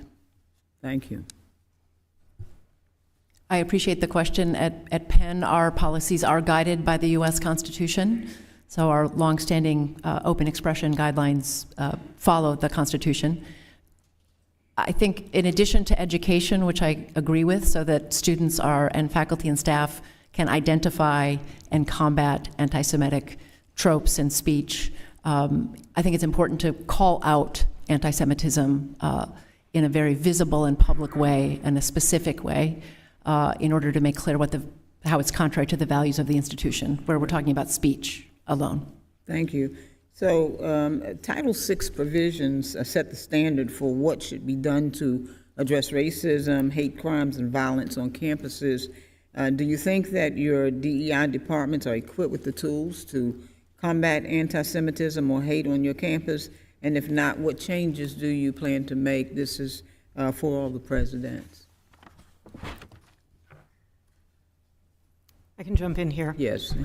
Yes, so our diversity, equity, and inclusion staff are absolutely charged with making the campus welcoming for all students, and that absolutely includes our Jewish and Israeli students. We absolutely see anti-Semitism as an inclusion issue. We're making sure that our staff who are dedicated to diversity, equity, and inclusion are being trained about anti-Semitism, but it goes well beyond that staff. It's important that our leadership understands anti-Semitism, that our students and faculty understand anti-Semitism. And I'll just say one thing about MIT. We can make as many top-down initiatives as we want, but the heartening thing is that the discussion of anti-Semitism, and indeed Islamophobia, is now proceeding at a grassroots level. So can we hear from, thank you very much. Next president. Our anti-bigotry efforts are also informed by a desire to make certain every person at the university feels welcome and can thrive, and that includes communities of faith and ethnicity. That's the value we have, and we're making sure that is from the top of the organization all through the organization. And I believe over the longer term, that's sort of an immediate action. Over the longer term, making sure the entire community is discussing, understanding, and capable of calling out and combating anti-Semitism when they see it. Thank you, Madam President. Our DEI office is a resource for the entire community, and the professionals in that office are committed to ensuring that everyone feels a sense of belonging. But in building on an observation that President Kornbluth made, this is a shared responsibility that doesn't vest strictly in the hands of our DEI professionals, but it really is work that needs to be taken up by the entire community, the leadership for sure, but also the faculty and the students, and also doing the work. Thank you very much. I'm out of time, Madam Chair. I yield back. Thank you. Ms. Stefanik, you're recognized for 5 minutes. Dr. Gay, a Harvard student calling for the mass murder of African Americans is not protected free speech at Harvard, correct? Our commitment to free speech... It's a yes or no question. Is that corrected? Is that okay for students to call for the mass murder of African Americans at Harvard? Is that protected free speech? Our commitment to free speech It's a yes or no question. Let me ask you this. You are president of Harvard, so I assume you're familiar with the term intifada, correct? I've heard that term, yes. And you understand that the use of the term intifada in the context of the Israeli-Arab conflict is indeed a call for violent armed resistance against the state of Israel, including violence against civilians and the genocide of Jews. Are you aware of that? That type of hateful speech is personally abhorrent to me. And there have been multiple marches at Harvard with students chanting, quote, "There is only one solution, intifada revolution," and, quote, "globalize the intifada." Is that correct? I've heard that thoughtless, reckless, and hateful language on our campus, yes. So based upon your testimony, you understand that this call for intifada is to commit genocide against the Jewish people in Israel and globally, correct? I will say again, that type of hateful speech is personally abhorrent to me. Do you believe that type of hateful speech is contrary to Harvard's code of conduct, or is it allowed at Harvard? It is at odds with the values of Harvard. Can you But not our say here that it is values against the also- code of conduct at Harvard? We embrace a commitment to free expression, even of views that are objectionable, offensive, hateful. It's when that speech crosses into conduct that violates our policies against bullying, harassment, Does that speech and not intimidation. cross that barrier? Does that speech not call for the genocide of Jews and the elimination of Israel? When You that speech- testify that you understand that is the definition of intifada. Is that speech according to the code of conduct or not? We embrace a commitment to free expression and give a wide berth to free expression, even of views that are objectionable. You and I outrageous, both know and that's not the offensive. case. You are aware that Harvard ranked dead last when it came to free speech. Are you not aware of that report? As I observed earlier, I reject that characterization. It's the of our data shows campus. it's true. And isn't it true that Harvard previously rescinded multiple offers of admissions for applicants and accepted freshmen for sharing offensive memes, racist statements, sometimes as young as 16 years old? Did Harvard not rescind those offers of admission? That long predates my time as president. But you so I can't understand speak. that Harvard made that decision to rescind those offers of admission. I have no reason to contradict the facts as you present them here. Correct, because it's a fact. You're also aware that a Winthrop House faculty dean was let go over who he chose to legally represent, correct? That was while you were dean. That is an incorrect characterization of what transpired. What's the characterization? I'm not going to get into details about a personnel matter. Well, let me ask you this. Will admissions offers be rescinded or any disciplinary action be taken against students or applicants who say, "From the river to the sea" or "Intifada," advocating for the murder of Jews? As I've said, that type of hateful, reckless, offensive speech is personally abhorrent to me. Today that no action will be taken. What action will be taken?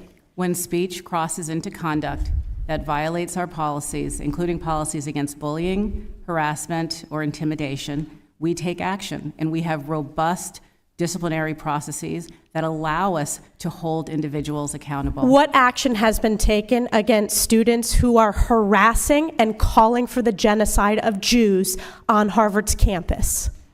I can assure you, we have robust What disciplinary actions have been processes taken? I'm not with asking. actions underway. I'm asking what actions have been taken against Given- those students. Given students' rights to privacy and our obligations under FERPA, I will not say more about any specific cases other than to reiterate that processes are ongoing. Do you know what the #1 hate crime in America is?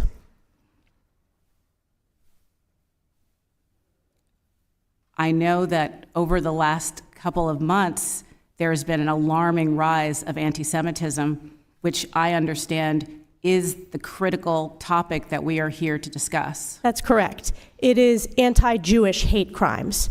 And Harvard ranks the lowest when it comes to protecting Jewish students. This is why I've called for your resignation. And your testimony today, not being able to answer with moral clarity, speaks volumes. I yield back. Gentlewoman yields back. Mr. Norcross is not here. Ms. Jayapal, you're recognized for 5 minutes. Thank you, Madam Chair. The Anti-Defamation League found that reports of anti-Semitism have nearly quadrupled since this point last year, and we're seeing that reflected on college campuses, with Jewish students reporting that they feel unsafe. No student should feel unsafe. I think we all agree. Anti-Semitism, and indeed all forms of hate, have to be rejected everywhere. And while all of you as college administrators have a responsibility to condemn hate and acts of hate in all its forms, including anti-Semitism, I know that you also face the challenge of and the responsibility of ensuring that people can engage in healthy debates of ideas in a way that fosters safety and inclusion for everyone. So I want to thank you for your commitments to work to ensure a continued diversity of perspectives on your campuses, a diversity of faculty with varied lived experiences. I know that my Republican colleagues have been trying to attack DEI initiatives, including the funding for those initiatives, for some time, and I hope that that is clear in terms of some of the comments that have been made. I want to just give Dr. Gay 30 seconds to respond to anything, given the line of questioning that you had right before, in case you wanted to say anything before I go to my lines of question.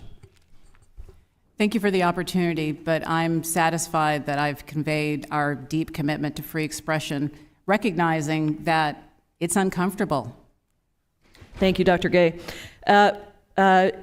Dr. Kornbluth, your institution is one of many that has responded to incidents between pro-Israel and pro-Palestine groups.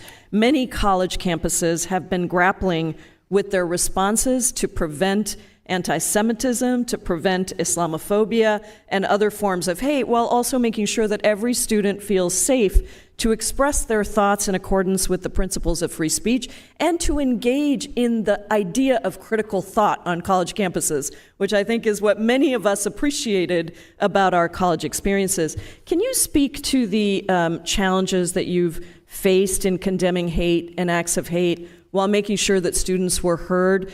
And also just want to appreciate the distinction that you made in one of your comments between what we can say and what we should say, and just say that, frankly, I think there's been an explosion, thanks to the previous president in part, that has shattered the norms of what is acceptable to say, and we're dealing with some of the effects of that. But what challenges have you faced in condemning hate and acts of hate while making sure students were heard? Thank you so much. And I have to And say, if you can just pull that microphone I'm right up to sorry. you, that would be great. I'm sorry, thank you. I have to say my absolute goal is to ensure the safety of students and the continuity of our research and educational missions. And these recent events have troubled me deeply, and we have mobilized as a campus. I think the most important thing is first knowledge, to understand that, as I mentioned in a previous answer, that our leadership, our students, and our faculty have to have knowledge. But way more importantly right now is these students are thrown together in classrooms, in laboratories, in dormitories every day. This is where the dialogue is taking place. And we have to ensure that they have the tools for constructive communication across differences. We are bringing these discussions to the dormitories. We have a Center for Constructive Engagement where the students are going to be able to have small roundtable discussions with each other. We have funded and mobilized, and I cannot tell you how wonderful our faculty have been. They've just issued a statement from 300 faculty about unity and working together with the students. And so there have been lunches, there have been meetings for our Israeli and Jewish students with Jewish faculty, for our Arab and Muslim students with Arab and Muslim faculty, but now they're working to figure out how to bring them together. If we're all going to live and work together productively, we have to move beyond, formal training, which we are committed to, but to actual real dialogue and to actually model constructive and civil dialogue for our students. That's what being in university is all about. Very powerful. Professor Nadell, these challenges of protecting free speech while denouncing anti-Semitism, Islamophobia, all forms of hate, that's not unique to MIT or to the institutions that are here. Can you speak to the same question of the most effective ways to facilitate education and dialogue to ease tensions at other colleges and in general? The most effective ways, and obviously I very much appreciate your question because this is happening across the United States on colleges and campuses, small and large.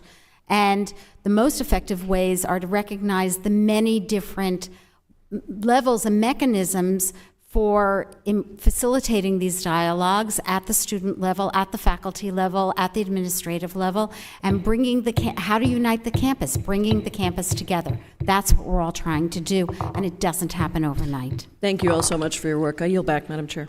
Thank you. Mr. Allen, you're recognized for 5 minutes. Thank you, Madam Chair, and I want to thank each of you for being here today. And first, my colleague earlier asked the question, what is the truth? Of course, that question was asked 2,000 years ago of Pilate. And of course, obviously knowledge is important, but what about wisdom? In full disclosure, I am a student and believe in the God of the Bible and His Word. In the House of Representatives, we're without excuse. We have above the American flag, "In God We Trust." Really? And then we have the full face of Moses looking down on the entire body who gave us the first 5 books of the Bible. Let me tell you how serious this issue is. In 1885 BC, not AD, BC, the Bible says, Genesis 12:3, I will bless, talking about Israel, I will bless those who bless you, and whoever curses you, I will curse. And all peoples of the earth will be blessed through you. That is a serious, serious promise. In fact, we heard one of the panelists talk about the Jesus of the Bible. And of course, our church was founded by Jesus, who was a Jew, the American church. In fact, the church throughout the world. This is the Committee of Education and Workforce. Illiteracy is the number one problem in our workforce. But I think from a standpoint of truth, biblical illiteracy is the number one problem in America. We are a biblically illiterate society. We have no idea about these promises that are ancient, and this book that the prophecies, every one of them, has come to fruition. Every single one of them. So with that, Dr. Magill, like so many others, I've been extremely disappointed. Dr. Kornbluth, is that correct? Okay. Kornbluth. At MIT, Israeli and Jewish students were blocked from attending class by pro-Palestinian protests at the school's main entrance. The protests violated campus rules when the school ordered all protesters to leave the area or face suspension. The contingent Jewish counter-protesters left. The pro-Palestinians stayed. Can you explain how that is fair to Jewish American citizens whose rights are being violated when you said because we later heard serious concerns about collateral consequences for students, such as visas and that sort of thing? Can you explain yourself there? Yes, thank you very much for the opportunity. I have to say, when we started this protest, when the protest was started, I ordered a police presence to ensure safety, and we de-escalated when it was prudent.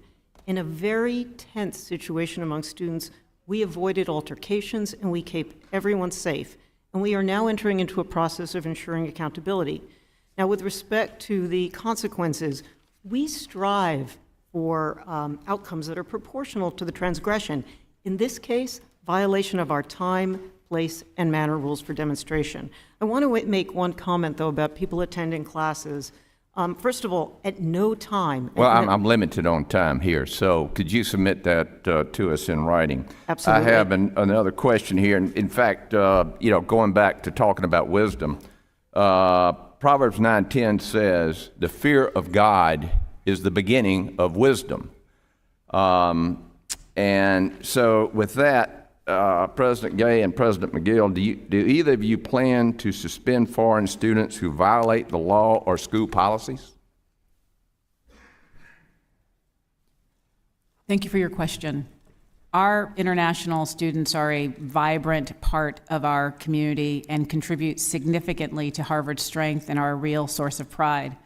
But all of our students, irrespective of their citizenship, are held accountable to following our policies, including our policies around bullying, harassment, and intimidation. And we hold them accountable for that. Okay, well, Dr. Magill, if you'll submit those in writing, and I have a few other questions I'd like for y'all to answer. Thank you for being here. And Yes, sir.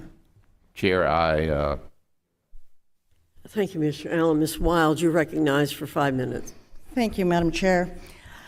I so wish that this hearing was one where we were having a robust intellectual discussion, taking advantage of the brilliant minds that we have in front of us about free speech, the limits of free speech, and so forth. I fear that we have gotten away from that. I think the one thing that everybody in this room would agree on is that not all speech is protected or acceptable. For example, when elected officials lie, that's unacceptable.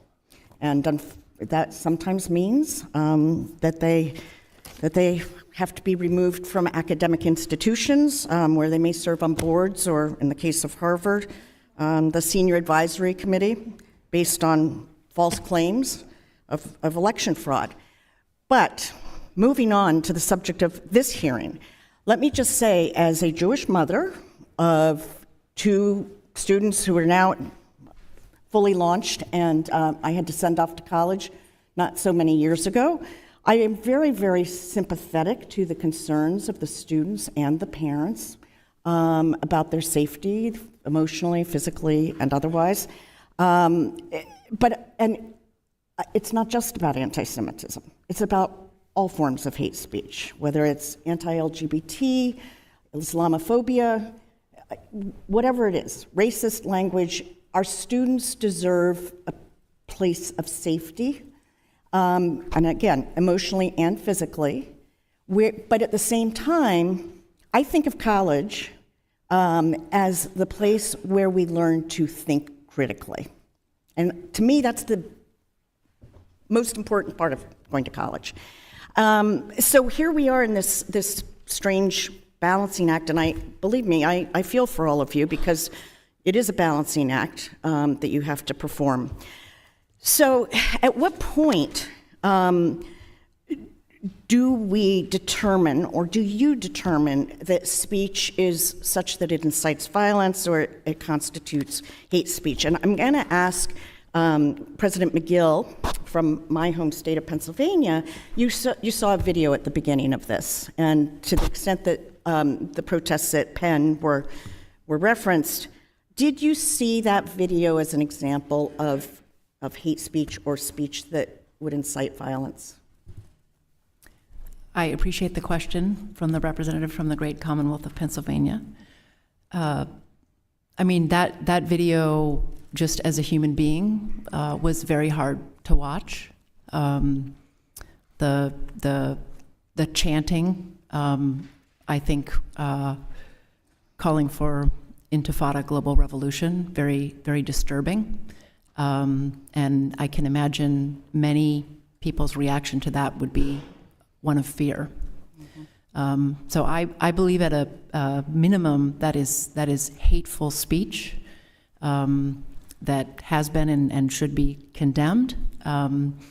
Whether it rises to the level of incitement to violence under the policies that Penn and the City of Philadelphia follow, which are guided by the United States Constitution, I think is a much more difficult question. The incitement to violence is a very narrow category. So let me just ask you there, if you became aware that a similar protest or rally or whatever you call it was going to be occurring on your campus tonight or tomorrow, how would you respond? What would your approach be?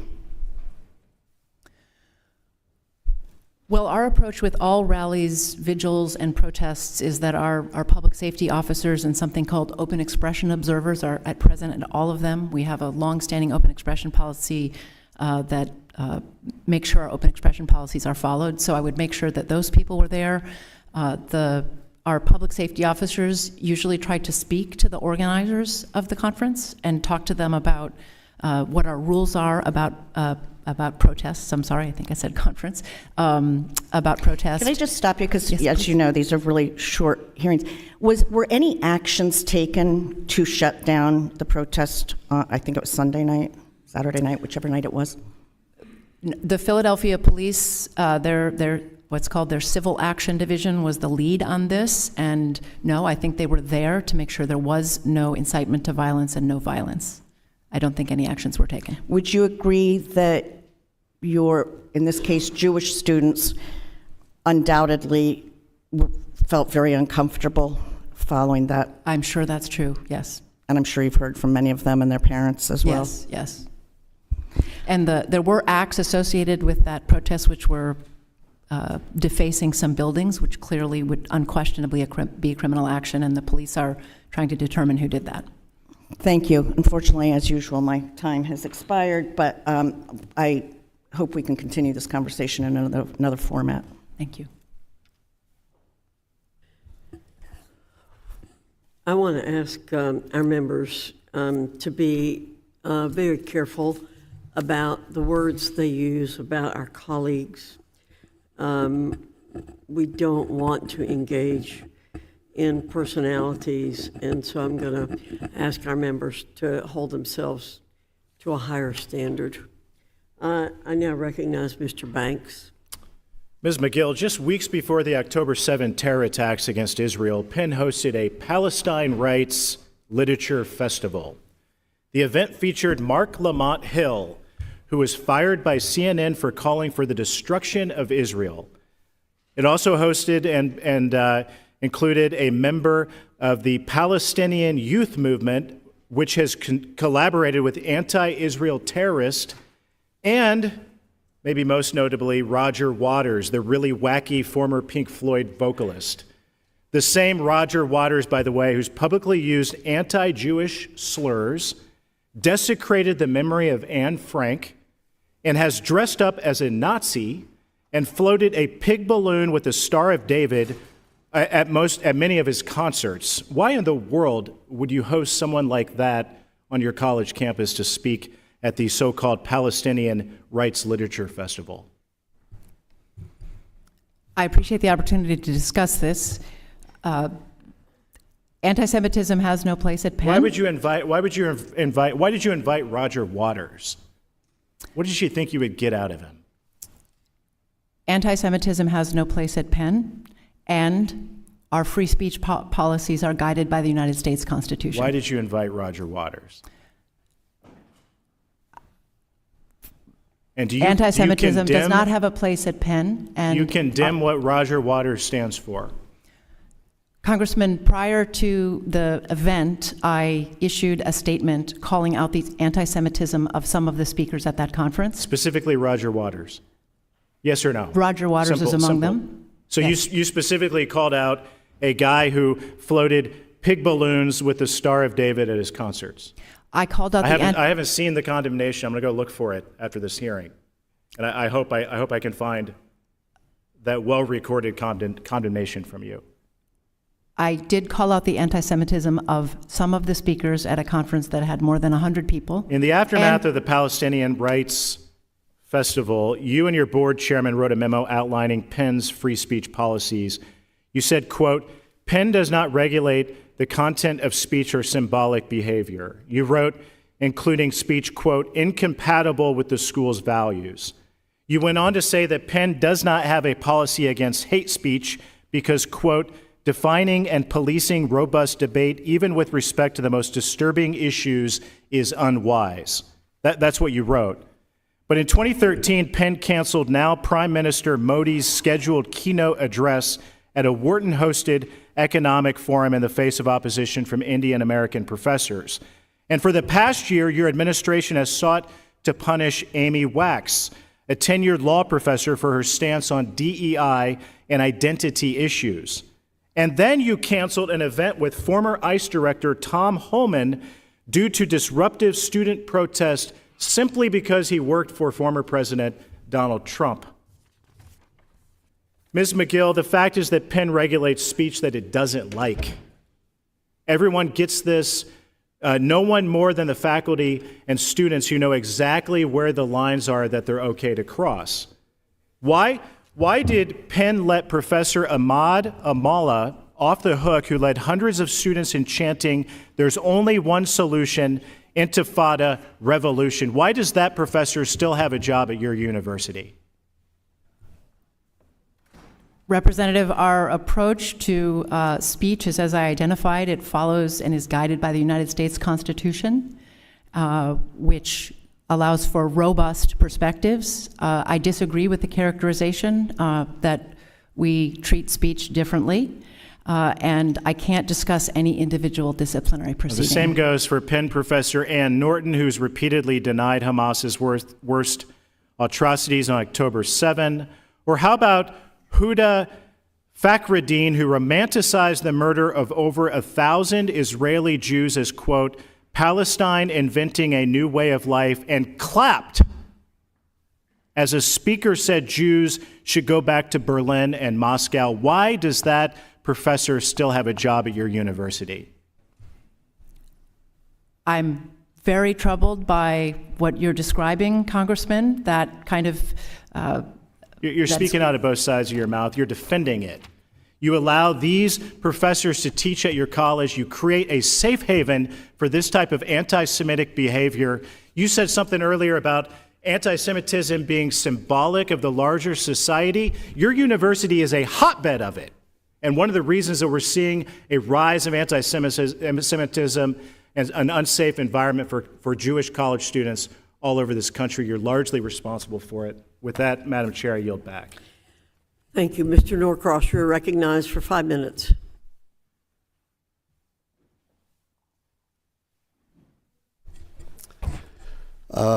Thank you, Madam Chairwoman, and certainly for holding this hearing on an incredibly important subject that has been thrust upon us, or should I say, has been rethrust. This is an issue that has been before our country and our world for quite some time.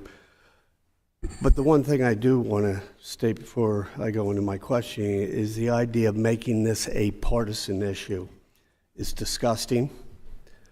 This issue has nothing to do with being on a red or a blue team. This is an American issue in terms of what we're facing on our campuses and shouldn't be taken under the light of a partisan issue. That being given, I do have some questions, particularly for the University of Pennsylvania and its president, who is within a couple thousand yards of my district. And we'll start with back during August, Penn announced plans to host the Palestinian Rights Festival that was going to be held in September. And given that the ADL identified many of the speakers, I believe the number was 25, as anti-Semitic, this continue to happen. The idea of what happened during that event, after the event, and as much as last night, as I was traveling down here to see what is still happening in and around the campus, is extremely disturbing given the atrocities that have happened in the Middle East. So, Dr. Magill, did you have the power to stop this event?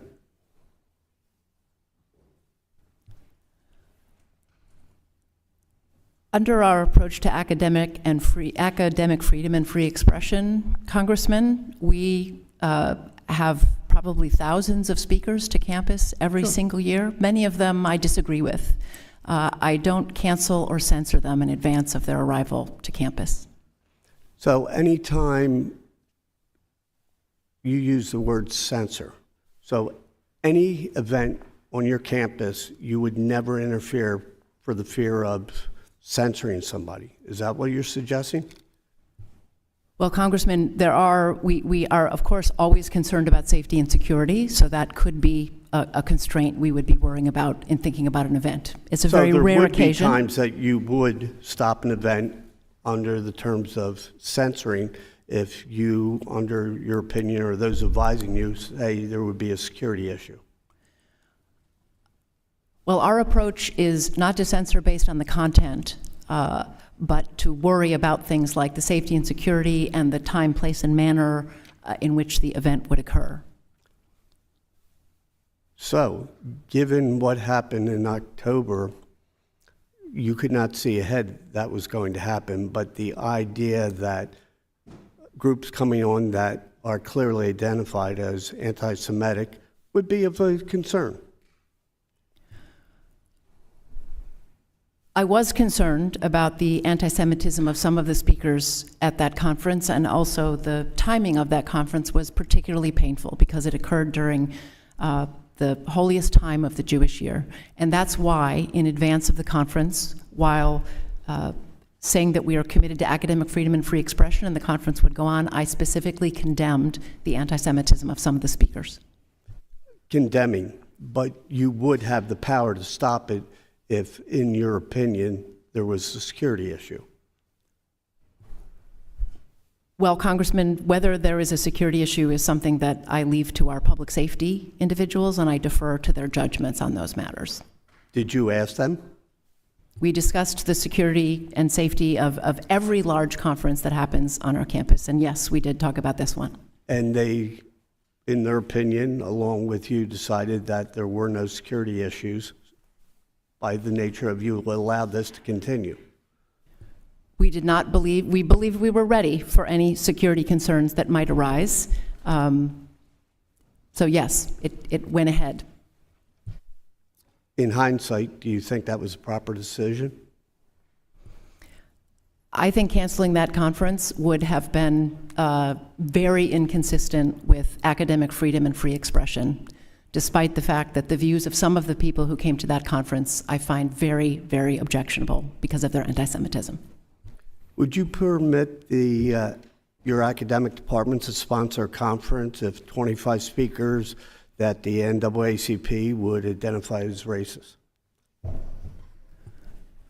Congressman, we follow our policies always, and our policies are guided by the United States Constitution and a commitment to academic freedom and free expression. So is that a yes or no answer? The answer is that we follow our policies. I'll yield back. Mr. Owens, you're recognized for 5 minutes. Thank you. Let me just start off by saying, being raised in the 60s, days of segregation, this is truly deja vu. One thing that I did learn through my growth of over the years is that hate is not passed down in our genes. It's taught or untaught. What we're seeing here is hate being perpetuated. We keep people segregated, keep them from building bridges of trust, never allowing them to find commonality. Teach them that everything that's going wrong in their life is because of somebody else's actions. Then teach them to look at our differences, our color, creed, and culture, and then teach them to judge each other. It's dehumanizing, it robs people of individuality, but the end game, if it is hate, it is very effective. We teach one race, all minorities, that they are oppressed. Do DEI, we then teach another race, whites and Jews, that they are oppressors. The result is hatred, segregation, the inability for our children to see evil when it's present. One of my Democratic colleagues was asked recently about the use of strategy by Hamas to rape Jewish women and children, girls and women, as terror. Her response was not to defend these women against these evil men, but that she wanted to discuss hierarchical oppression. That is DEI. It is a failure to protect Jewish communities across our country at your universities. And let me just say this also. October 7th was a very different day in our lifetime. And yet, every single time we're talking about anti-Semitism, we some kind of way drift off into every other sense of racism. We're talking about 1,200 lives, babies being burned, beheaded, hostages, and yet we cannot stay focused on anti-Semitism. I just remember a couple of years ago when we were dealing with Black Lives Matter, try to talk about Blue Lives Matter, Jew Lives Matter, Arab Lives Matter, and you'd be called a racist. It's time for us to focus on what's happening on your campuses. And it might sound flowery, all the ideas of what your values might be, but those values are not being translated to our kids. You're seeing them in the streets every single day.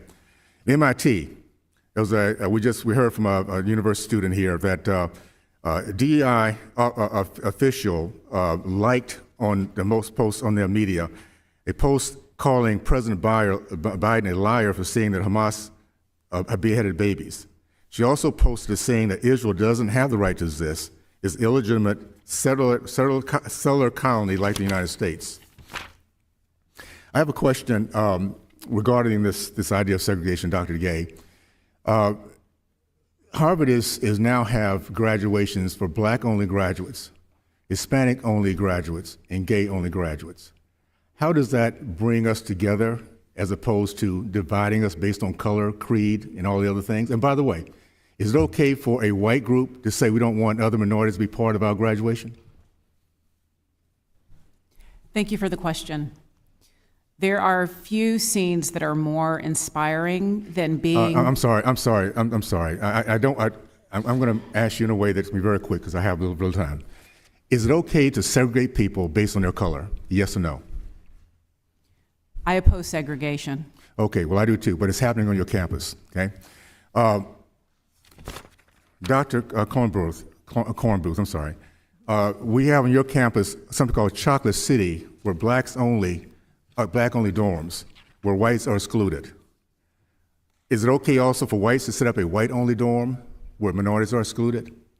You know, actually at MIT, our students affiliate voluntarily with whichever dorm they want to.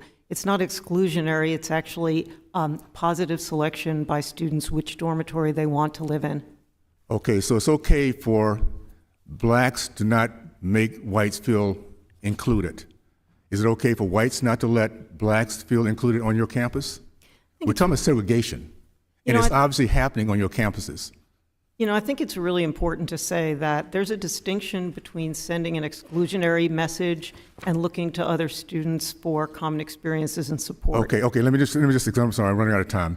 And what you're saying is very simply, in 1960s, it would have been okay for whites and Blacks to segregate themselves because they felt more like the people they're with.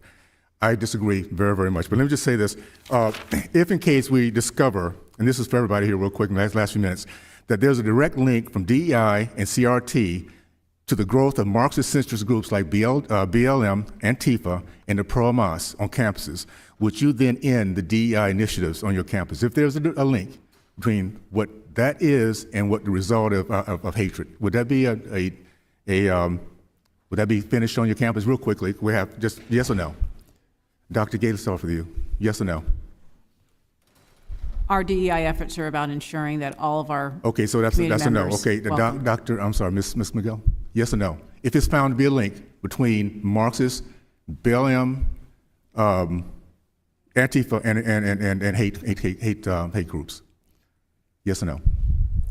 Our DEI office is committed to having everyone okay, so thrive. No. All right, and Ms. Kornbluth, real quick, just yes or no. Sorry. find it hard to understand how equity and inclusion as a concept That's a no. is a Okay. hatred inducer. Thank you so much. I think that says a lot. Thank you very much. Appreciate it. You can give an answer in writing, and I have to remind members not to engage in personalities. Ms. McBath, you're recognized. Thank you so much, Chairwoman Fox, Ranking Member Scott, to our staff, and thank you so much to our witnesses today. And it is not lost on me that the intellect, the intelligence that we have on this panel today, the most intelligent minds that are leading our highest institutions are women. So thank you so very much. I had the privilege of attending a very similar hearing in the Higher Education Subcommittee just a few weeks ago, and I'm glad to see that we're continuing this conversation at a full committee level.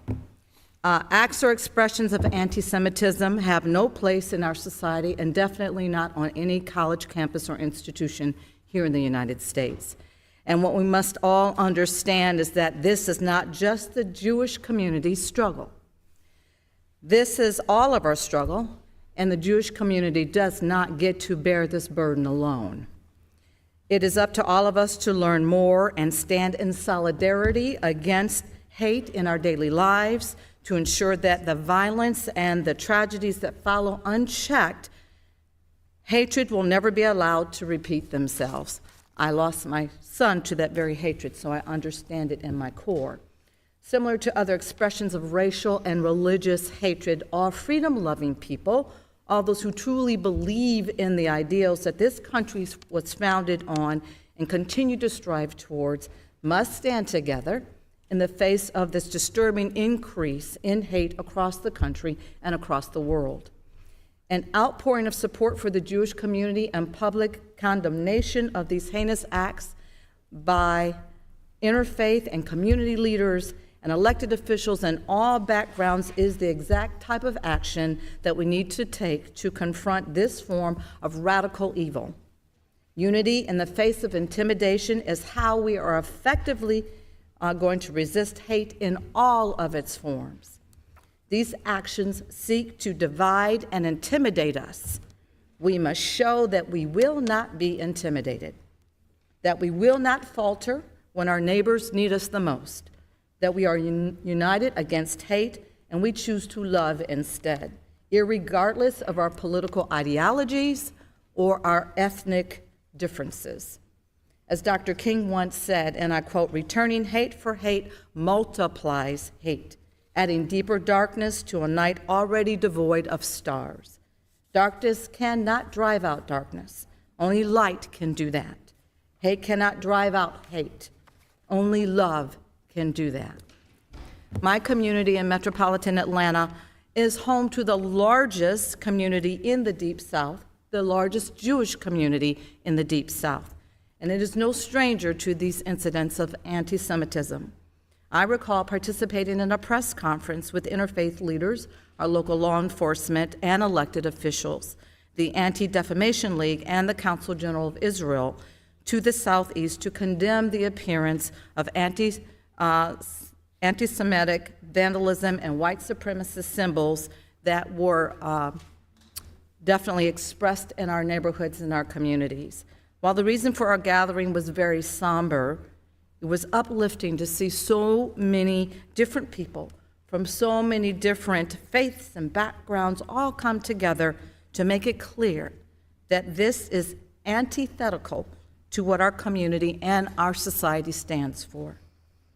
Dr. Nadell, I've had you before me before, and it's good to see you again. Can you please discuss some of the schools or the communities that have built strong interracial and interreligious connections and relationships in the aftermath of a racist or anti-Semitic incident, and what building those connections looks like and why they're so critical and imperative to healing? So first of all, thank you. It's wonderful to see you again. What really stands out is how, at the personal level, change can happen. So, for example, at the University of California at Berkeley, which is a campus that has been roiled, as these campuses have also been roiled, a professor of Israel Studies and a faculty member from Middle Eastern Studies sent a joint letter pleading with the campus to speak in a civil tone. These are two faculty members who do not agree politically on what has been going on, but they got together to write this, and then it was sent out to the entire community. It is those kinds of actions that we need to be applauding, and we need to be elevating and uplifting, and as I said before, they just don't tend to make headlines. Thank you so very much, and I yield back my time. Thank you, Ms. McBath. Mr. Good, you're recognized for 5 minutes. Thank you, Madam Chairman. Ms. Magill, September 21, a Penn student was taken into custody after bursting into a Jewish organization's morning prayer service, shouting anti-Semitic comments, destructing property, and so forth.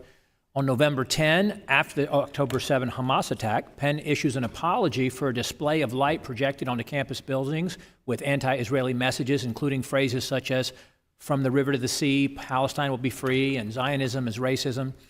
On November 15, the Department of Ed announces that Penn is under investigation for possible civil rights violations of Title VI. And then just 2 days ago, another pro-Palestinian march happened on the edge of campus with Penn property being graffitied with offensive messages such as F the IDF, Intifada, the Arabic word for uprising, and so much and more. There is a deeply troubling tendency by many on the left, as has already been expressed in this hearing, in media, academia, among elected officials, and even some on this committee, who try to somehow conflate or equate anti-Semitism with so-called Islamophobia.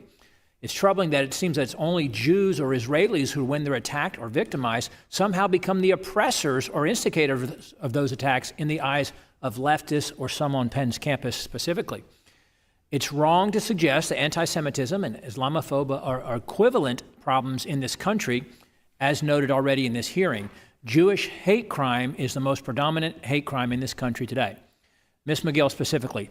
Again, just this past Sunday night, there was another march on the edge of the UPenn campus, an anti-Israeli march. Has there, at any time since October 7, been an equivalent large-scale gathering of crowds in support of the slaughter of Muslims or the elimination of an Arab or predominantly Muslim state? Has that happened on your campus or anywhere near your campus that you're aware of since October 7? Congressman, any act of hate, I find I asked a abhorrent. specific question. Has there been any large gathering in support of the slaughter of Muslims or the elimination of an Arab state on or near your campus that you're aware of since October 7? Congressman, not that I'm aware of. Okay, thank you. There have been. So you would agree then that it would be immoral or dishonest to treat the two as equivalent problems on campus, meaning anti-Semitism and Islamophobia, that there's an equivalency there on the scale of the scope of the problem on campus. Would you agree that would be immoral or dishonest to equate the two? Congressman, I abhor all acts of hate. Would you agree that it's immoral or dishonest to equate the two, that the problems are equal on your college campus or other college campuses? Any evidence of that effect? Congressman, I abhor all acts of hate. Thank you. Dr. Gay, on October 8, nearly 36 Harvard student groups authored a statement holding Israel responsible for the Hamas attack. On October 18, a Jewish Harvard Business School student was surrounded, accosted, and shoved to the ground while walking near and filming an anti-Israel protest. On November 10, when you condemned the use of the phrase "from river to the sea," over 100 faculty signed a letter criticizing your response to that, criticizing that phrase or condemning the use of that phrase. A Harvard Crimson survey of the class of 2022 showed that 93% of respondents viewed President Trump as unfavorable, 6% of students said they were conservative, 34% of students viewed favorably the Palestinian boycott, divestment, and sanctions, or BDS movement. Currently, Harvard is being investigated by the Department of Education for Title VI violations of civil rights. Title VI, as you know, prohibits recipients of federal funds from discriminating on the basis of race, color, or national origin. Title VI violation would occur when an institution has allowed, permitted, or created a hostile environment that targets someone based on their race, color, or national origin. We know, of course, that Harvard has a history of dividing people based on race, based on the Supreme Court's decision in Students for Fair Admission versus Harvard. Does Harvard actually teach anti-Semitism in classes? Thank you, Congressman, for the question. No, we do not, and we condemn anti-Semitism. And at Harvard, there is no place for anti-Semitism. As you know, Harvard received over the last 4 years $3.2 billion in federal grants and contracts. During the 2021 school year, Harvard received $104 million through Title IV. Why should Congress continue to invest money in Harvard when Harvard clearly violates Title VI and helps foster a hostile environment for Jewish students? We are committed at Harvard to ensuring that all of our students thrive, that they feel safe and secure. Well, apparently And we're 100 grateful professors who sent that letter to you criticizing your condemnation of anti-Semitic remarks don't agree with that. And your students, your institution is clearly producing students who are sympathetic to a terrorist organization. Don't you think that's a misuse of taxpayer dollars? My time has expired. I yield back, Madam Chair. Thank you, Mr. Good. Ms. Hayes, you're recognized for 5 minutes. Thank you. First, I would like to frame my comments in the basic idea that I condemn all forms of hate. I don't think that there's any splitting hairs there. That does not make me radical left. It makes me human to think that all people should feel safe in their environment. In the wake of the October 7th Hamas terrorist attacks in Israel, there's been a dramatic nationwide rise in reported anti-Semitic incidents, especially on college campuses. Anti-Semitism in this nation has been on the rise for at least a decade. The ADL found that the number of anti-Semitic incidents in the U.S. increased by more than 35% from 2021 to 2022, and we've seen those numbers skyrocket in the last 2 months. A few weeks ago, at Central Connecticut State University in my district, a racial slur and a swastika were written on a bathroom stall on campus. We should all be working to find solutions to this problem, not doing what we're doing here today in this committee. The Biden administration released the National Strategy to Counter Anti-Semitism earlier this year. The strategy seeks to increase awareness and education in schools, communities, and the workplace about anti-Semitism. This includes having the United States Holocaust and Memorial Museum launch the first ever U.S.-based Holocaust Education Research Center to promote effective Holocaust education. As a history teacher, I know the immense power of storytelling and how healthy dialogue is imperative to finding common ground. I would also like to make the point that teachers, professors, educators do not enter this profession to hate any group of people. I'm happy to hear that all of the people on the panel list responded to the question by my colleague that you do not collect data on the conservative or liberal views of faculty. I'd argue that that would be unconstitutional. I would also like to note in the case of Harvard, you had a very conservative, notable alum who was invited to join your advisory committee. So diversity of thought is important, and all those views should be welcome on any college campus. President Magill, what steps has the University of Pennsylvania taken in the history to ensure students have an understanding of the history of anti-Semitism in order to address the rise of hate on your college campus? I appreciate the question very much.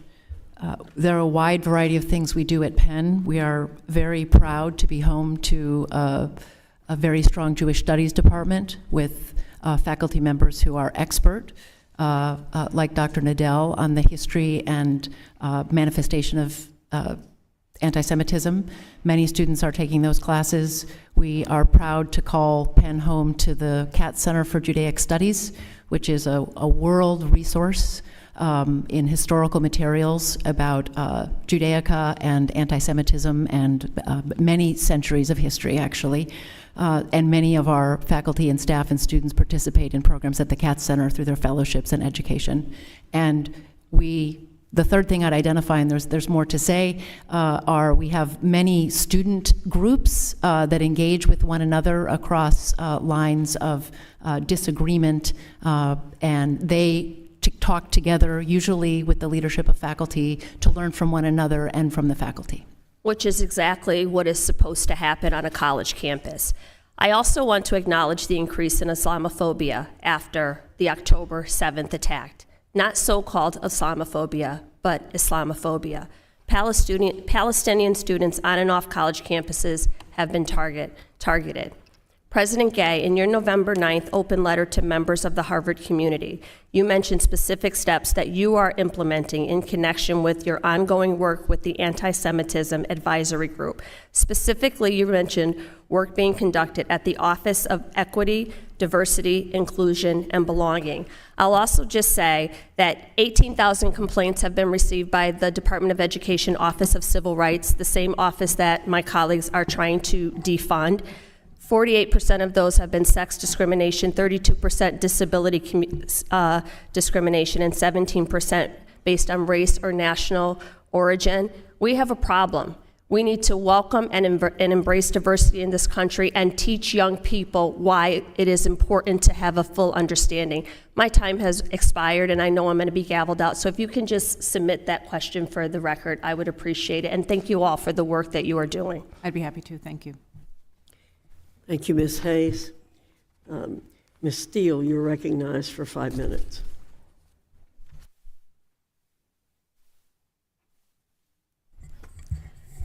Thank you, Dr. Fox, for leading this important hearing. In October, I introduced H.R. 5933, the Deterrent Act, to bring greater transparency and accountability for institutions of higher education accepting donations from foreign entities. This bill will pass House hopefully tomorrow, and I'm hoping that Senate will take it up. The involvement of hostile foreign entities in our post-secondary institutions is one of the biggest threats facing colleges and universities. Question number one is Dr. Kornbluth.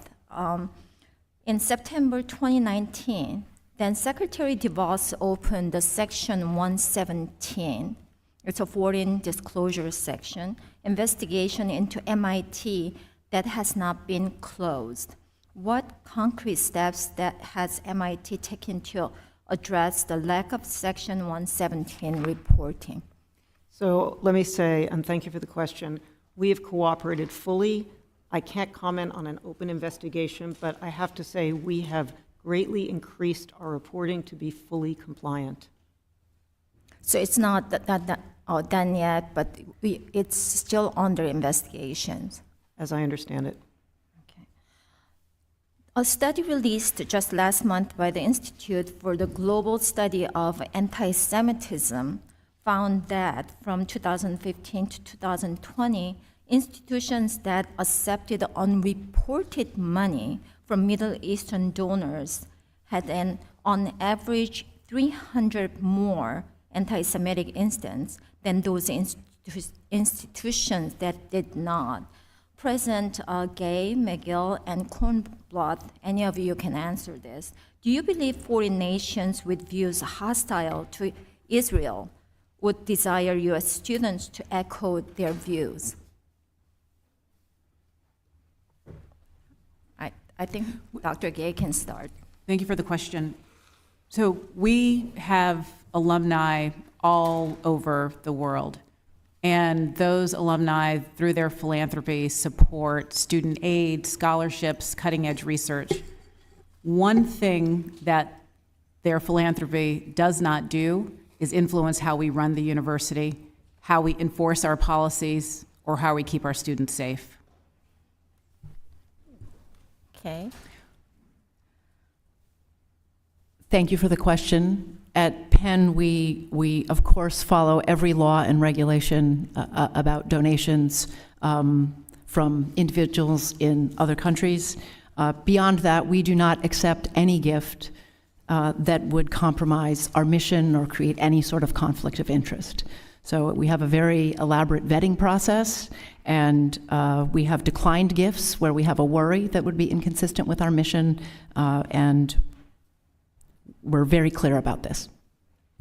Yes, thank you. So all funds that come to MIT in any form are for open, publishable research. We retain full control over what research is conducted. We also have an extensive internal review process for reviewing foreign gifts.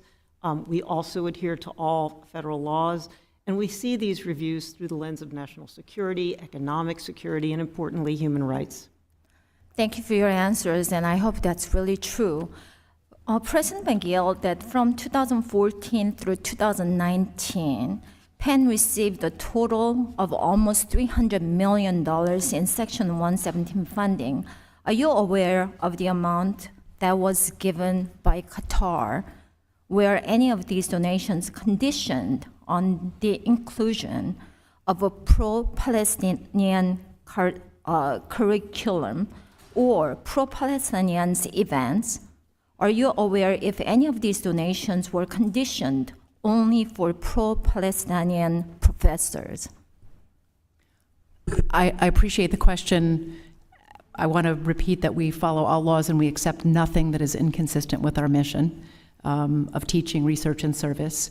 And we would never accept conditions on gifts. My understanding is we have taken no government gifts from the government of Qatar. We have a small number of alumni in Qatar who have given some gifts for annual gifts to schools, very small number. But almost $300 million. Congressman, that figure as of funds from Qatar is not one I'm familiar with. That's not what my information tells me. Do you know exactly how much you received from Qatar in Section 117 funding? The data I have, yes, I am aware of our 117 filings.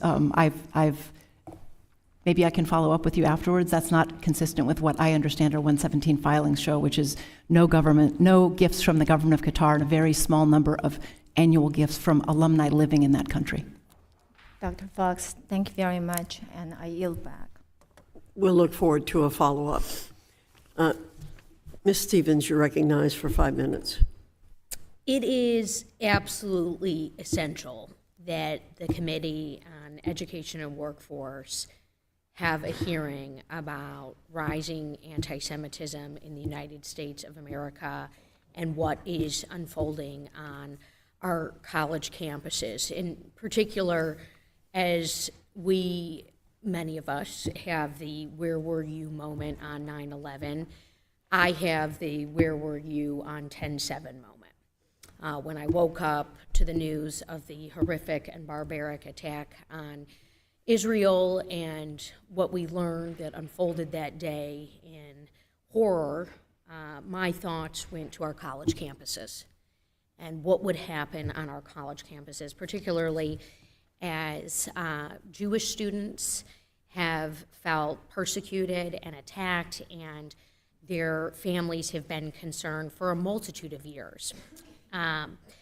And I want to say that it is incumbent on us to let Jewish students know that they are supported and that they belong.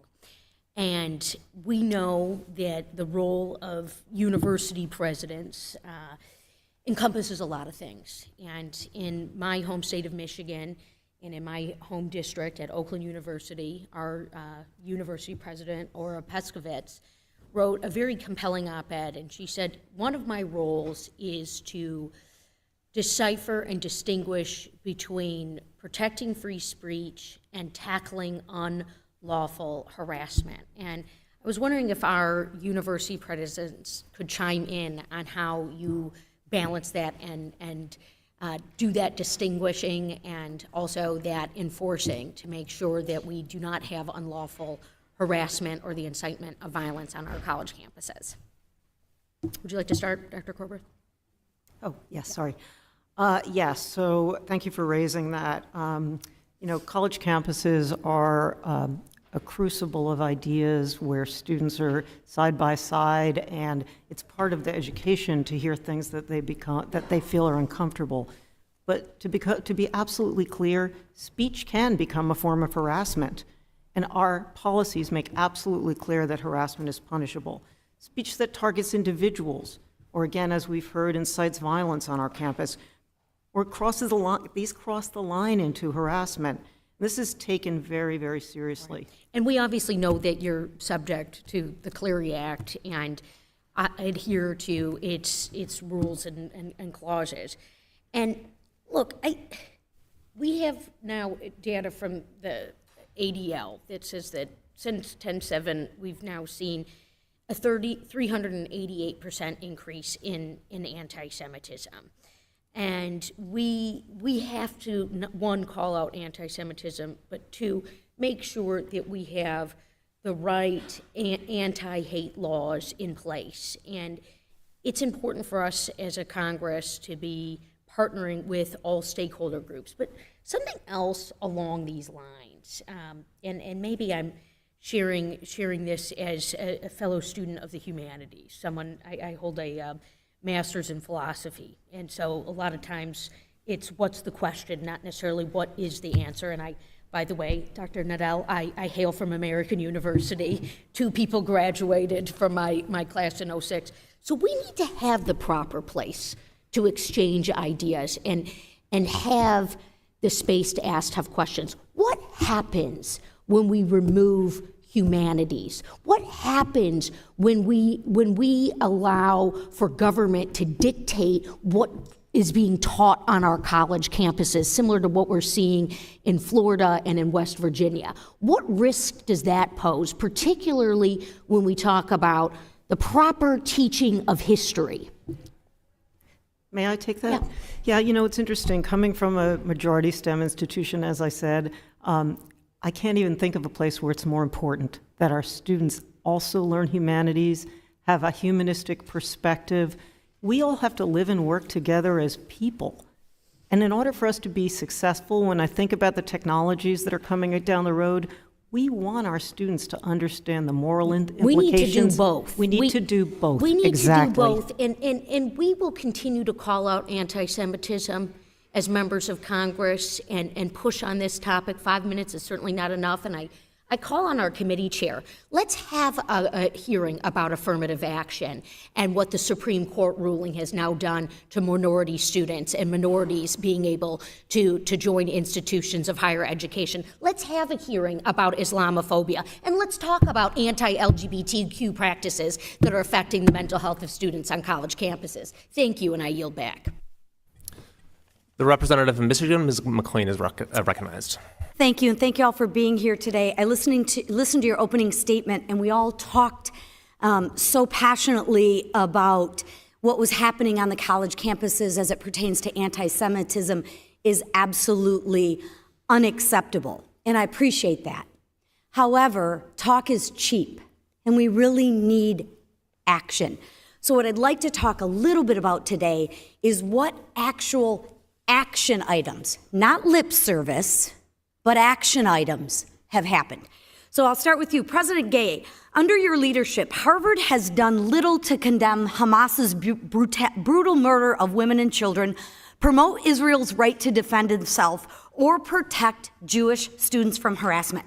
For example, I'm curious, what action was taken from Harvard when a Jewish student was mobbed on your campus last month? Action, not lip service action, ma'am. So this specific incident, I've communicated about publicly. So as you may know, that is an incident that is currently under investigation by HUPD and the FBI. Any action? And when that action. investigation is complete, so you we can't will answer. address I'm it going to through move a on to my student next disciplinary question. Do you have an action item or not as of this time? Was any action taken? Any action? I can't share more about. Will these students intimidating Jewish students just because they are Jewish be expelled from the university? I'm sorry, I didn't catch your question. Will the students who are intimidating Jewish students just because they're Jewish be expelled? You're describing conduct that sounds like it would violate our policies against bullying and intimidation and harassment. And if that is the case, it would be addressed through our policies.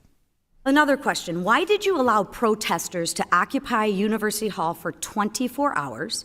And not only were these students not punished, but 2 of your deans provided them with food and promised no disciplinary action would be taken. And that was reported by the Harvard Crimson.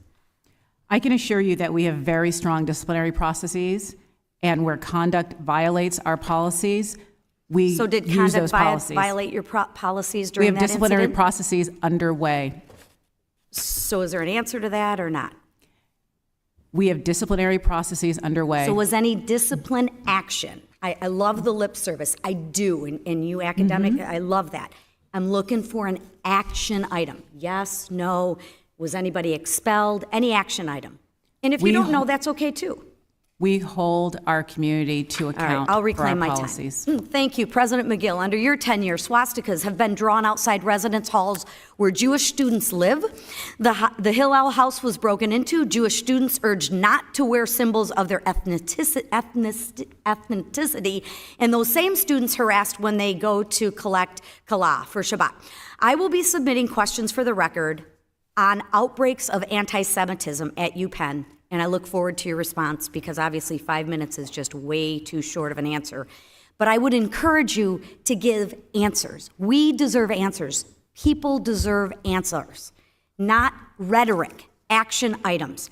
It is clear that the Jewish students on all of your campuses are afraid to be themselves because you have refused to take real action. There's that word, action, against anti-Semitism, right? A lot of rhetoric, no action. I strongly encourage all of you to look at the Holocaust learning experience set up by Morris Life Health System in Florida to teach lessons from the actual Holocaust to students in 5th through 12th grade. This program has trained hundreds of teachers in 2 short years and has gone a long way to teaching students about the harm anti-Semitism has in our communities. Harvard, UPenn, and MIT, I think y'all could learn a little bit about this. With the remainder of my time, I will yield to Ms. Stefanik.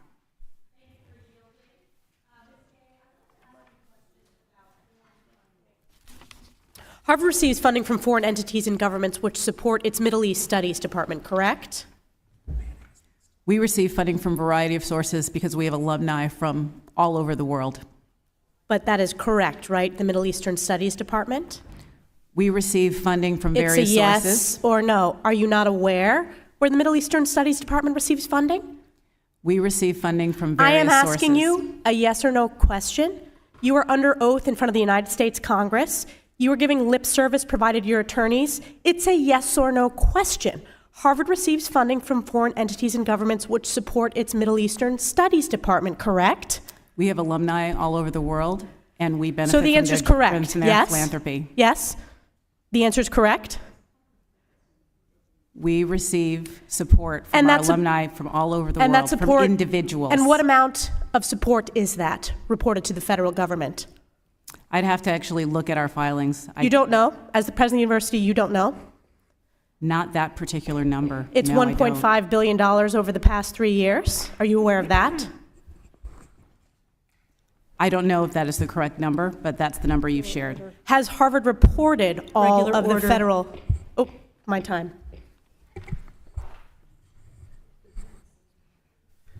Ms. Manning, you're recognized for 5 minutes. Thank you, Madam Chair.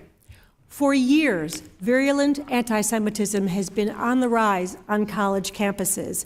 And sadly, since October 7th, the October 7th Hamas terrorist attack, campus anti-Semitism has skyrocketed on your campuses and all across the country. It is shocking, it is pervasive, it is threatening, and it is stunningly visible. The fear Jewish students are facing is real and it's justified. Jewish students are trying to get an education while entrance to their classes are blocked by protests outside and inside classroom buildings. They sit in classes disrupted by protesters with bullhorns accusing Israel of genocide, with students chanting, "Long live the Intifada." And by the way, as we all know, the intifadas in Israel included years of terrorist bus bombings and restaurant bombings that resulted in countless deaths of Jewish and Arab civilians. Jewish students in college dining rooms are confronted with banners that say, "From the river to the sea," a phrase that calls for the end to the Jewish state and the killing of Jews. Don't take my word for it. You can listen to the leader of Hamas, who has been quite vocal about what that phrase means. A Jewish student at Harvard was asked by the professor to leave his class because the other students weren't comfortable having their discussion in front of that Jewish Israeli student. Jewish students have been pushed, spat upon, punched, and told not to leave their dorms for their own safety during protests. A Jewish student in my home state was told to rewrite a paper he wrote that supported an Israeli view of the conflict, or he risked failing the course. And Jewish students had their class interrupted when a professor told the students that they were going to take a break so that all the students could go with him to attend the anti-Israel protest on campus. This intimidation, humiliation, and exclusion of Jewish students is simply unacceptable. It would not be tolerated against any other minority group, and we need university presidents to do more to protect Jewish students.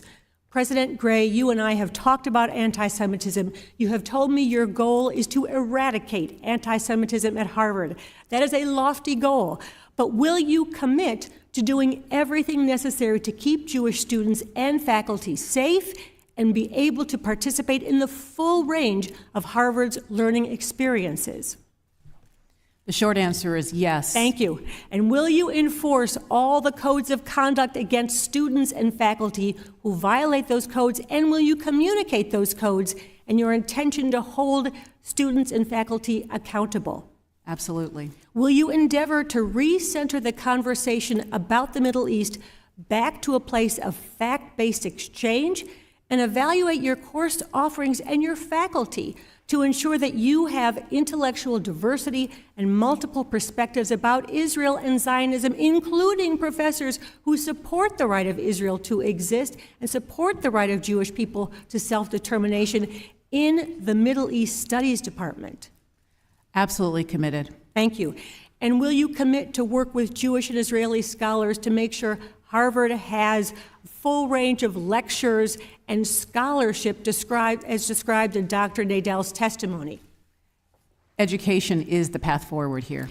So I understand that you have condemned the phrase "from the river to the sea," but I also know that the Harvard School of Public Health has a course called The Settler Colonial Determinants of Health that introduces students to the concept of settler colonialism and its health equity implication. It uses case studies in the United States and Palestine and talks about poor health outcomes for indigenous and other non-settler communities. President Gray, are you aware that Jews were indeed indigenous to the land of Israel and have lived there for 2,000 years?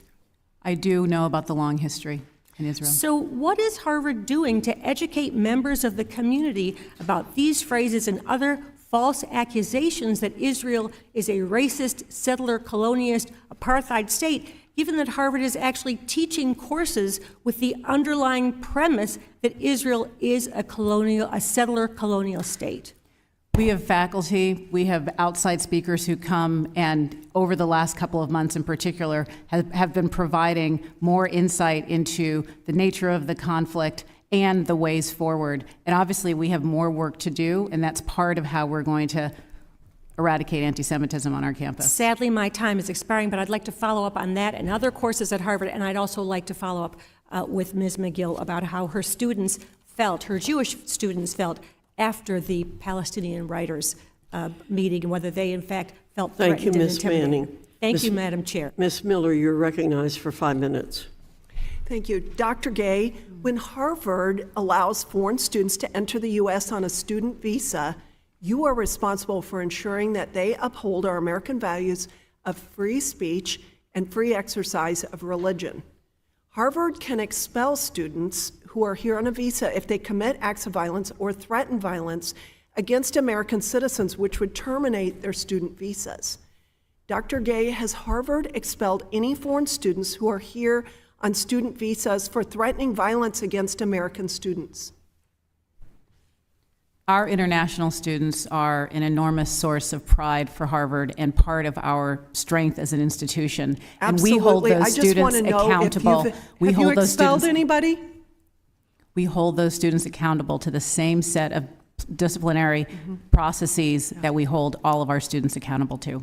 So you have not expelled anybody? I'm assuming your non-answer is an answer to the students. They now know you have not expelled any foreign student for threatening the Jewish students. Dr. Gay, if Harvard found out that a student organization was taking money or taking money from or coordinating with a foreign terrorist organization, would you immediately suspend that student organization?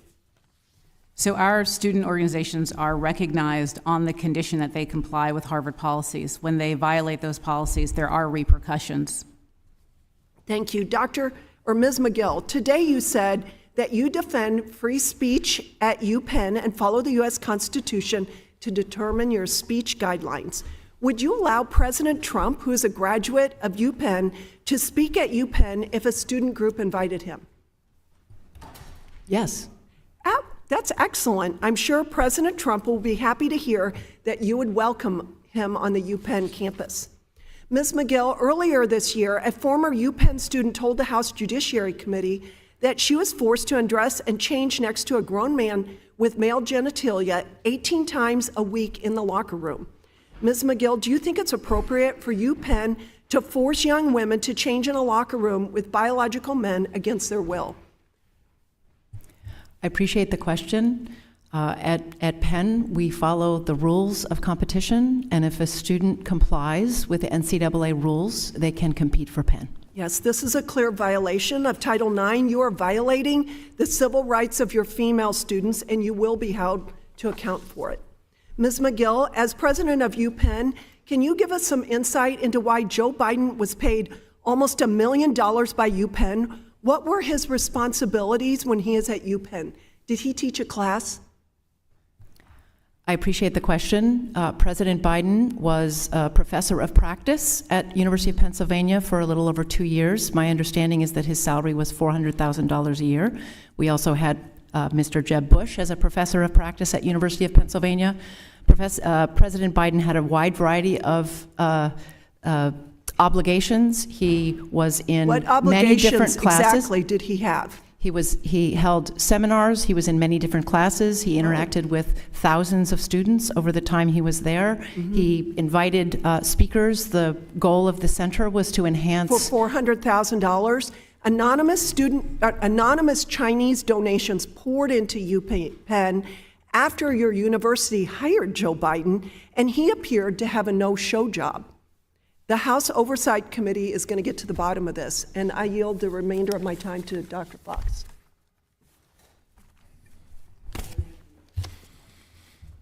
Thank you very much. President Magill, on Sunday I received a letter from the Wharton Club of Israel outlining their efforts to secure a briefing for you and other leaders of your campus by a representative of the Israeli Defense Forces. We have seen significant efforts to deny the seriousness of Hamas's terror on October 7th. So I assume providing your campus leadership information about what actually happened would be helpful as you address the explosion of anti-Semitism. Unfortunately, they said they were informed by your office that briefing will not happen this calendar year. That leaves the impression that you don't want the information, President Magill. Will you commit to getting a briefing schedule before the end of the year from the IDF?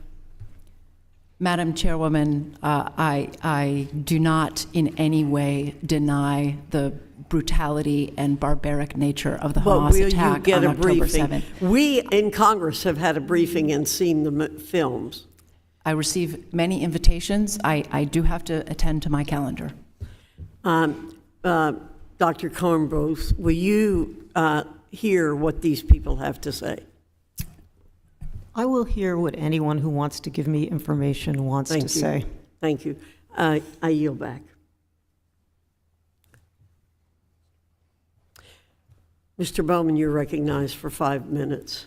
Thank you so much, Madam Chair, and thank you to our witnesses for being here. Really appreciate you taking the time and sharing your experiences and expertise during this very difficult time. Quick yes or no question. Do you all feel that education globally is very important in addressing the issue of anti-Semitism? You could just shake your head or say yes. Yes. Absolutely. Education's key. Okay. Thank you for saying that. I'm asking that question because, a lot of this conversation has been framed around, holding students accountable for their threats or violence towards Jewish students as they should be held accountable, absolutely. and some of it has been framed around, additional punishments, of course, but there's been a lot of political pandering discussed here without the action that goes with the accountability and the condemnation that must happen when we see anti-Semitism as it raises its head. And what I mean by that is I introduced something called the Great Replacement Theory resolution, and I wanted us as Congress to condemn the Great Replacement Theory. The Great Replacement Theory is a white supremacist theory that says Jews, blacks, and immigrants are looking to replace white people in America. I introduced that theory last Congress. It passed along Democratic lines. I don't believe any Republicans voted for that particular resolution. In addition, my colleagues on the other side of the aisle continue to look to cut funding to the Department of Education, which will be critical to helping us fight anti-Semitism. In addition, we have discussed already cuts to the Office of Civil Rights that my Republican colleagues support. That also is critical to fighting anti-Semitism. I would also add cuts to the Department of Health and Human Services as part of this conversation. So absolutely we must condemn, absolutely we must hold people and students accountable. But how do we get into the mud and do the real work of fighting anti-Semitism without investing in education in the way that we need to invest? Not just at the higher education level, but in our K-12 schools as well. I'm a former K-12 educator for 20 years. I taught elementary school. I was a dean in the high school, and I was a middle school principal for 10 and a half years.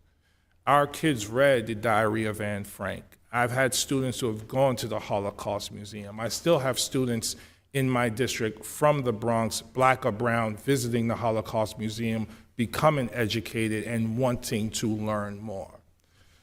Talk to me about the need, not just for you all as leaders in higher education, but every single person in this room's responsibility to fight anti-Semitism and anti-hate in all its forms. And I just want to add, we have an original sin in our nation of slavery and discrimination. That sin continues to evolve as segregation, separation, and a lack of understanding and empathy of knowledge of each other. Can you just speak briefly to all of that? We'll start here and go down the line. Yes, thank you, Congressman Bowman. This actually echoes what I had said earlier, which is it's every single one of our responsibility, and this is why I am heartened by the full MIT community taking up this problem. It's a human problem, yes, person to person. So I appreciate what you had to say about this. I want to add that I'm so glad that you raised K through 12, because everybody here is talking as if what has happened on the college campus happened de novo, and those kids came to campus and they never had an education before. So we need to be teaching about anti-Semitism, not just the Holocaust, anti-Semitism and racism in America. And our kids live in segregated communities. So you have white kids living with white kids, black kids living with, they never interact with each other. They don't go to school together. They don't know each other. So of course hate is going to be a major part of our society if we continue to have segregation in our communities, in our homes. I'm sorry, please. Congressman, I so appreciate what you asked, and I think one of the thoughts I have is that the immediate action is very important, and the calling out of the hateful action, and for the longer term, it's an all societal education obligation, as well as every one of our responsibilities to be fighting anti-Semitism. Thank you, Dr. Gay. Thank you so much for your question. We have spent a lot of time here talking about the importance of accountability for behavior that crosses the line. We've talked about how important it is to denounce language that offends our values. As we should. But it's, as we should, but ultimately the path forward is education. It's education about the history of this hate and this bigotry. It's also education about how it manifests in the present and what modern anti-Semitic tropes look like. And it's also education about how do you actually engage in civil dialogue on really complex and divisive issues. Thank you so much. I yield back. Ms. Letlow, you're recognized for 5 minutes. Thank you, Dr. Fox. To our university presidents, yes or no, have you established rigorous programs and rules to address and prevent sexual harassment and violence against women on your campuses? Yes or no? Dr. Gay? Yes. Yes. Ms. McGill? Yes. Yes. Yes. Thank you. Please bear with me because as a mom, a daughter, and a woman, what I'm about to share is hard.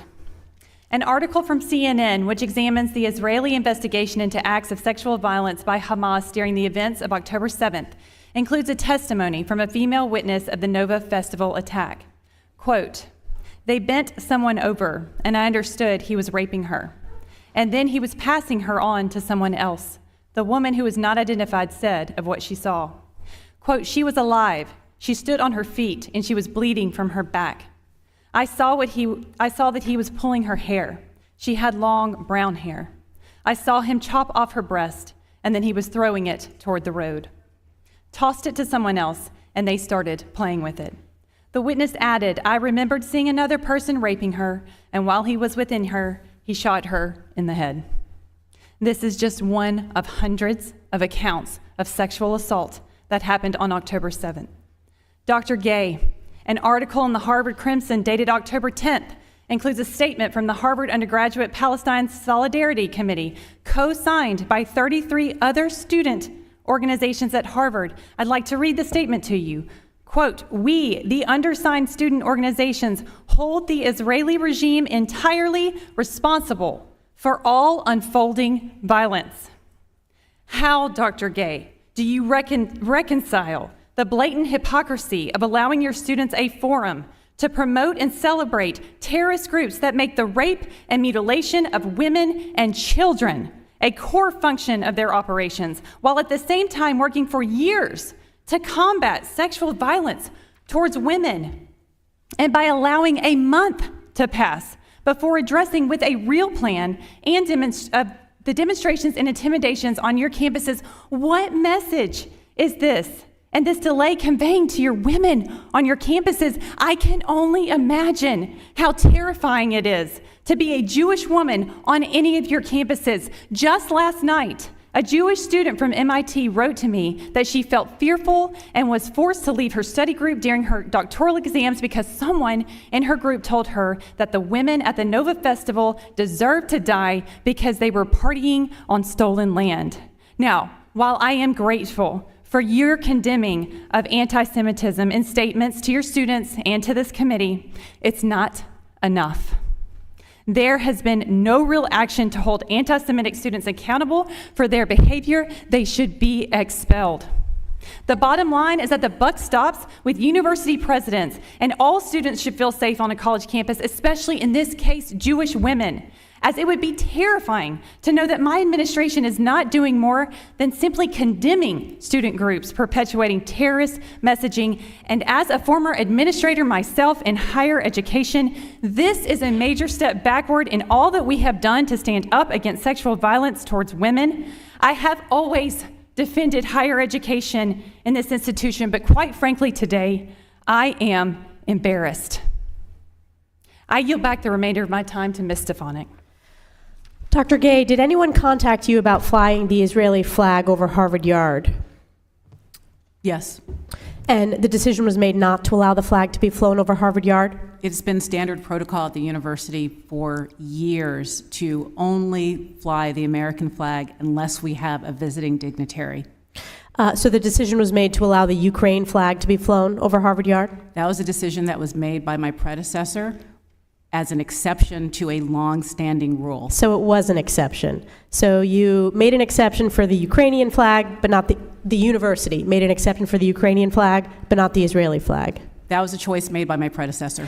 Are you aware that there are stickers that are placed on Harvard University Dining Services food calling for Israeli apartheid? It says, warning, Sabra funds Israeli apartheid and the murder of Palestinians. Is that acceptable? I can assure you that we have strong disciplinary processes when there are violations of our rules. And this is a violation of the rules?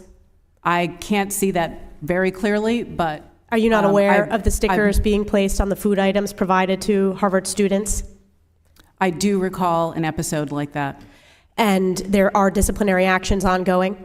Given students' privacy and FERPA, which I'm sure you know well, I will not say more about these particular cases other than to say that disciplinary processes are underway.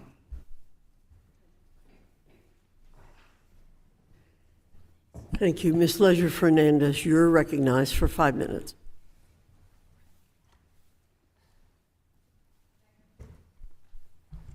Thank you very much, and thank you to the witnesses for being here. And I am struck by the passion which we all are bringing because we know that the issue we're talking about today, anti-Semitism, white supremacy, the issues that give rise to this, the issues of hate need to be addressed. What saddens me is that my colleagues on the other side of the aisle recently passed an appropriations bill out of the committee that would cut funding to the Office of Civil Rights by 25%. We know that we must investigate these and hold universities, including your universities, or the universities in my home state of New Mexico, accountable if they do not protect students from anti-Semitism, if they do not protect students from Islamophobia, if they do not protect students from the many versions of hate that we too often see in our communities. So I would urge and encourage and ask and plead with my colleagues to fully fund the Department of Education and the Office of Civil Rights so we could go after those instances where universities fail to do what they're required to do. Recently, I sat with students from New Mexico, from the University of New Mexico, to ask them to share with me so I could bring their stories here about what are you facing on our campus back home. And sadly, the stories I heard would make your heart cry. They made my heart cry. We heard from Sephardi students who were proud of the heritage they bring with them, having suffered through, for their minds, the Inquisition. We heard from Ashkenazis whose parents and grandparents are there, a lot younger, so grandparents and great-grandparents, suffered through the Holocaust, and how there is a normalization. They are worried about the fact that anti-Semitism is now being normalized. And we all have a duty to fight back against that. And one of the things that they pointed out is that there seems to be a lack of understanding of the history of anti-Semitism. There seems to be a lack of understanding of the attacks on Jews over the centuries. As we mentioned, from the Inquisition and before that to the Holocaust to the latest that we are now seeing. And they said, how come there isn't general curricula that requires it? We talked about the importance of K through 12, understanding that. We know at Harvard, for example, that you have I believe, a course on the Holocaust. But what do you have for, before you get to that specialized course, like how are we making sure that all students understand that? And you're, Madam President, if you could answer that, I know you looked like you wanted to respond. You're making an excellent point. So already in our curriculum, there are so many opportunities for students to learn more about the relevant history. But I think one of the things that has become apparent over the last couple of months is that we have to find ways of making that education more broadly available to our campus community, to all of our students, and also to our faculty and to our staff. And we have work to do on that for sure. And because this idea that Jewish students and that Jews are not indigenous to these lands, I think is something that needs to be pushed back against, right? And some of these false narratives, I think, are really important. And I think one of the questions then is, what do we do when there has been that loss of faith? When students at UNM say, we're being told we're not from that land, right? And students who are indigenous, who share both, heritage of the Sephardi, heritage of the Zuni Pueblo, heritage of being Latino, who want to and deserve to be able to claim it all. Like I would ask, and maybe Dr. Nadell, or I think you wanted to say something, how do we regain that trust? So What you're saying is really, really important. We're making a real effort to educate our students on the history of the Middle East. Our Center for International Studies has organized an online course and really understanding the facts. The other thing I do want to say, though, about your comments on the Holocaust, as the last survivors of the Holocaust are passing away, it really behooves us to make sure our students at all levels understand the history of the Holocaust. And as you say, this starts at K-12, not just once they get to us at university. Dr. Nadell, did you want? I would just add that the magical word, online, we can really reach millions and millions of people with online programs about this history. Thank you. And with that, my time has expired, and I yield back. Thank you, Ms. Leisure-Fernandez. Mr. Kiley, you're recognized for 5 minutes. President Gay, a few months ago, the Foundation for Individual Rights in Education released its rankings of how good colleges are at protecting free speech. And out of 248 schools ranked, Harvard ranked dead last, number 248th. In fact, it was the worst score in the history of the rankings, 0 out of 100. Now, you've quibbled with the study, the methodology, but you don't get to be dead last without there being some truth there. And yet, in the aftermath of October 7th, including several times today, you've repeatedly stressed Harvard's commitment to free speech. You've certainly been more outspoken about free speech after October 7th than you were before. I don't think there's any doubt about that. So anyone looking at this objectively will see that you had literally the worst record in the country on free speech. And it was only once chants of globalize the Intifada started disrupting classes and harassing students that you suddenly became a stalwart for free speech. Do you understand why that's troubling to people?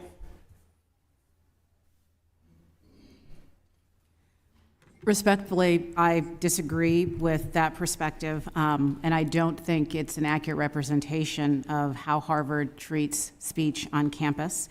We are committed to free expression and making space for a wide range of views and voices and opinions. It's bedrock well, thank you, Dr. Gay, but I asked if you institution. understand why people are troubled, and you proceeded to try to defend yourself, which suggests to me that you don't really understand and haven't adequately tried to. So I'm going to ask you a few questions, and I'd really appreciate a yes or no answer if you could.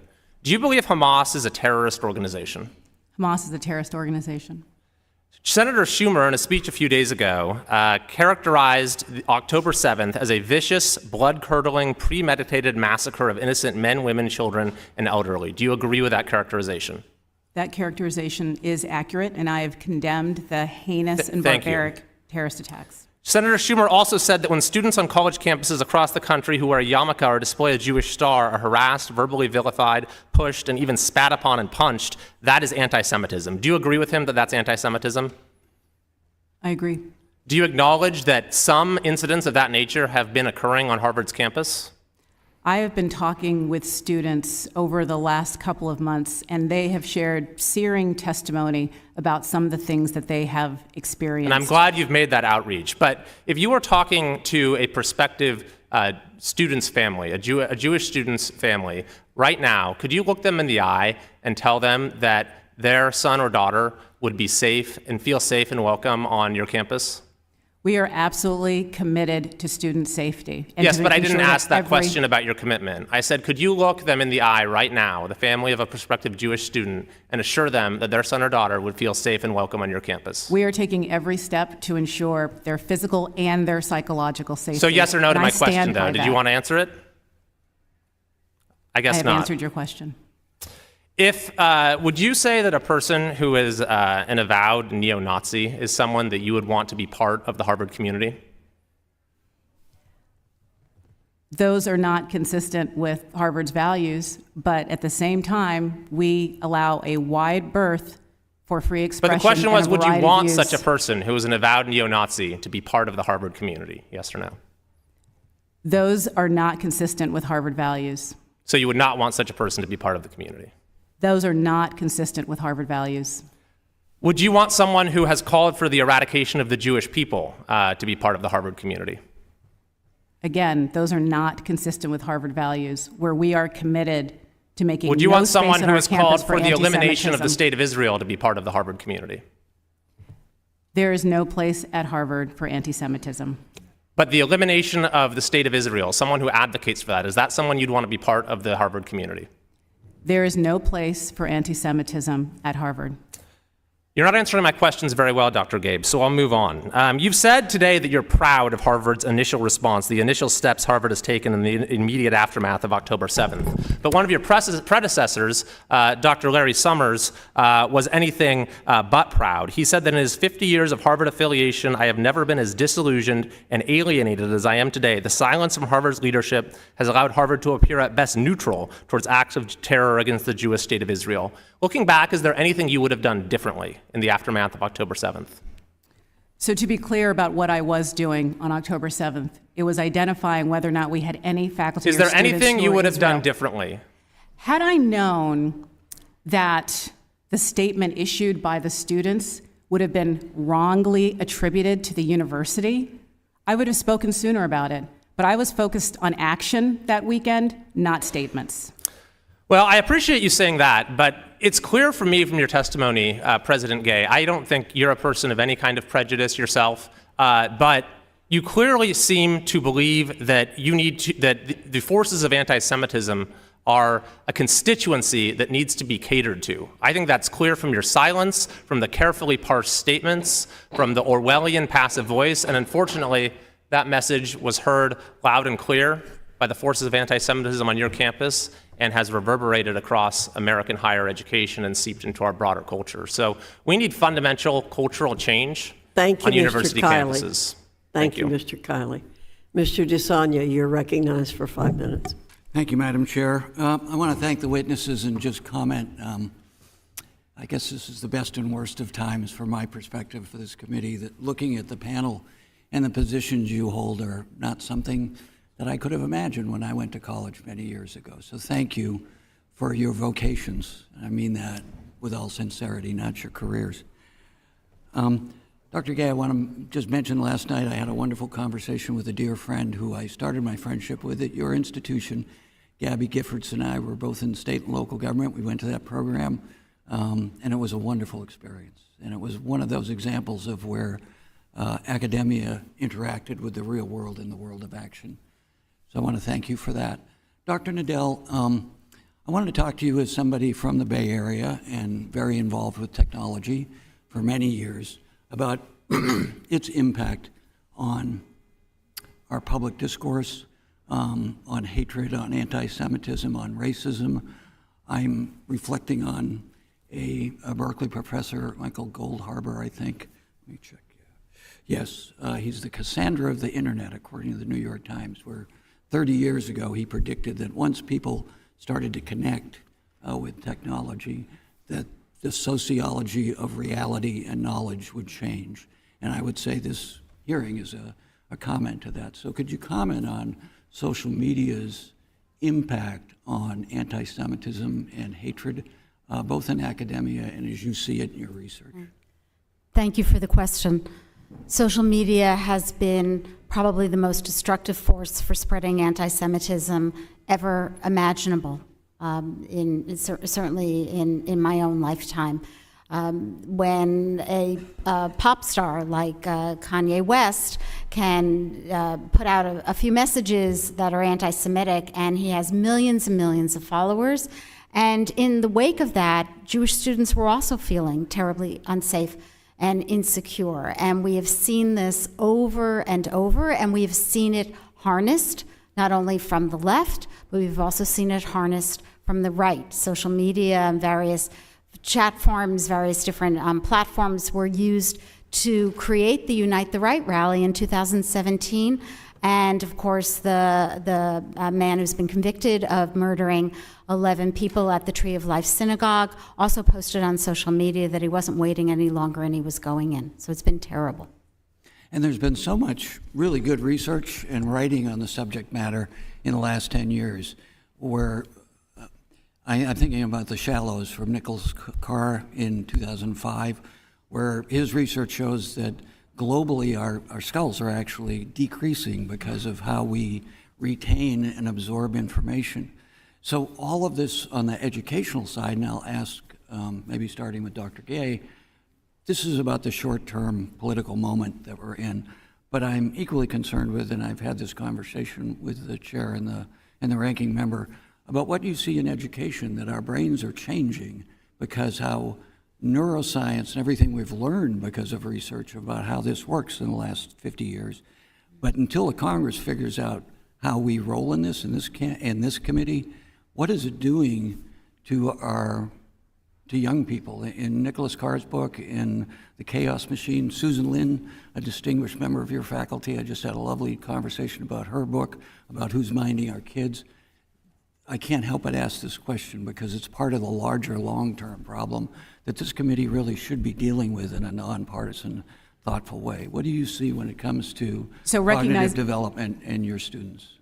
So recognizing that I'm not an expert, particularly on adolescent development or on social media, but will share an observation, which is that one of the things that's been laid bare over the last couple of months is how ill-equipped the community is and has been to deal with dialogue in moments of crisis. And instead, what is substituted for that is the social mediaification of dialogue. It's intemperate, it's ahistorical, and just mean. And it's a way of engaging that has been deeply socialized through social media and is reflexive for a lot of the students on our campus. Dr. Kornbluth, just because I just finished a book, Reestablishing Conversation, by one of your faculty who talks about this. Yes. Maybe you can just briefly. No, I agree completely with President Gay, and I would say that, social media is like a drug, right? It's addictive, and it reinforces over and over again messages regardless of their truth. And so as educational communities, we need to strive for making sure our students know truth and speak to each other as human beings. That's beautiful. Thank you, Madam Chair. Hopefully we can have a further discussion about that particular issue in this committee. I yield back. Thank you, Mr. DeSagne. Mr. Bean, you're recognized for 5 minutes. Thank you very much, and good afternoon to you, and good afternoon, panelists. Thank you so much for being here and your testimony today. There's a problem in your testimony, and I don't know if you know it. You've testified that you value free speech so much that it doesn't harm.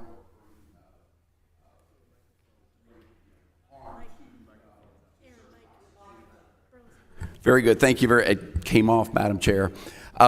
Your testimony today, you've all testified that you value free speech so long as it doesn't interfere or harm students. You've said that you've created a very safe haven and you value safety for your students. The problem is the evidence doesn't support your testimony. Just as we started our meeting, the videotape showed what's really happening on your campus. America sees what's happening, not only on your campuses, but at campuses across America. And then just today, we had some courageous students, some of which are still in this room today, courageous students that testified on your campuses, contradicting your testimony that it's a safe space. It's not a safe space. Imagine trying to be a Jewish student on campus and just going to the library, going to class, going to wherever just being scared to death. That's real. That's real. So these videos and the testimony just doesn't add up. Here is some things that are we've seen. America has seen. There are these anti-Jewish campus organizations called Students for Justice in Palestine. They've been suspended and kicked off many campuses, but none of yours since October 7th. Their purpose is to just harass and intimidate Jewish students into retreating from campus life. President Gay, there are numerous videos of Students for Justice in Palestine. At Harvard, they're known as Palestine Solidarity Committee, assaulting, intimidating Jewish students on your campus. When Palestine Solidarity Committee took over University Hall, instead of removing them, your administration gave them burritos. President Kornbluth, in one of the most observed, crazy campus incidents of the past 2 months, a viral video went of a math professor at MIT handing his lecture over to MIT's version of Students for Justice in Palestine, the MIT for Palestine Coalition, who invoked lies and just called for hatred and harm against Jewish students. And he sat and watched this. So here's your chance to tell America who's gotten fired, what organizations you've kicked off your campus. Does anybody want to jump in and say, we kicked them off or we've expelled students? Anybody want to jump in? You've all also said that you value academic diversity, but you have no idea how many of your professors are liberal or how many of your professors are conservative. So how do you know? If you don't know that, that's a pretty important piece of information. If you don't know that, how do you know that you're academically diverse? Anybody jump in? Just go for it. I just happen to have the Harvard Crimson, which did a study of their professors on Harvard campuses.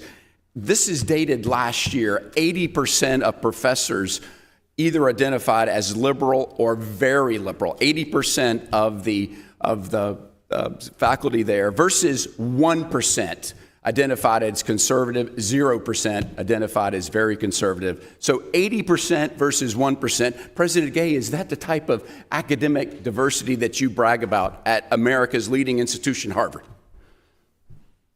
We seek to have a very diverse campus on every dimension. 80% versus 1%, you would say that's diverse. Madam Chair, I'd like to yield the remaining of my time to the gentlewoman from New York, Ms. Stefanik. Thank you.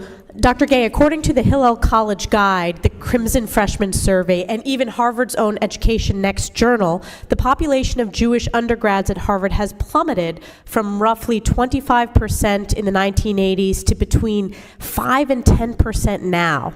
Why is that? That is not data that we collect as part of the admissions process, so I can't speak to those numbers or to the trajectory. So what is the percentage of students who are Jewish at Harvard in undergraduate now?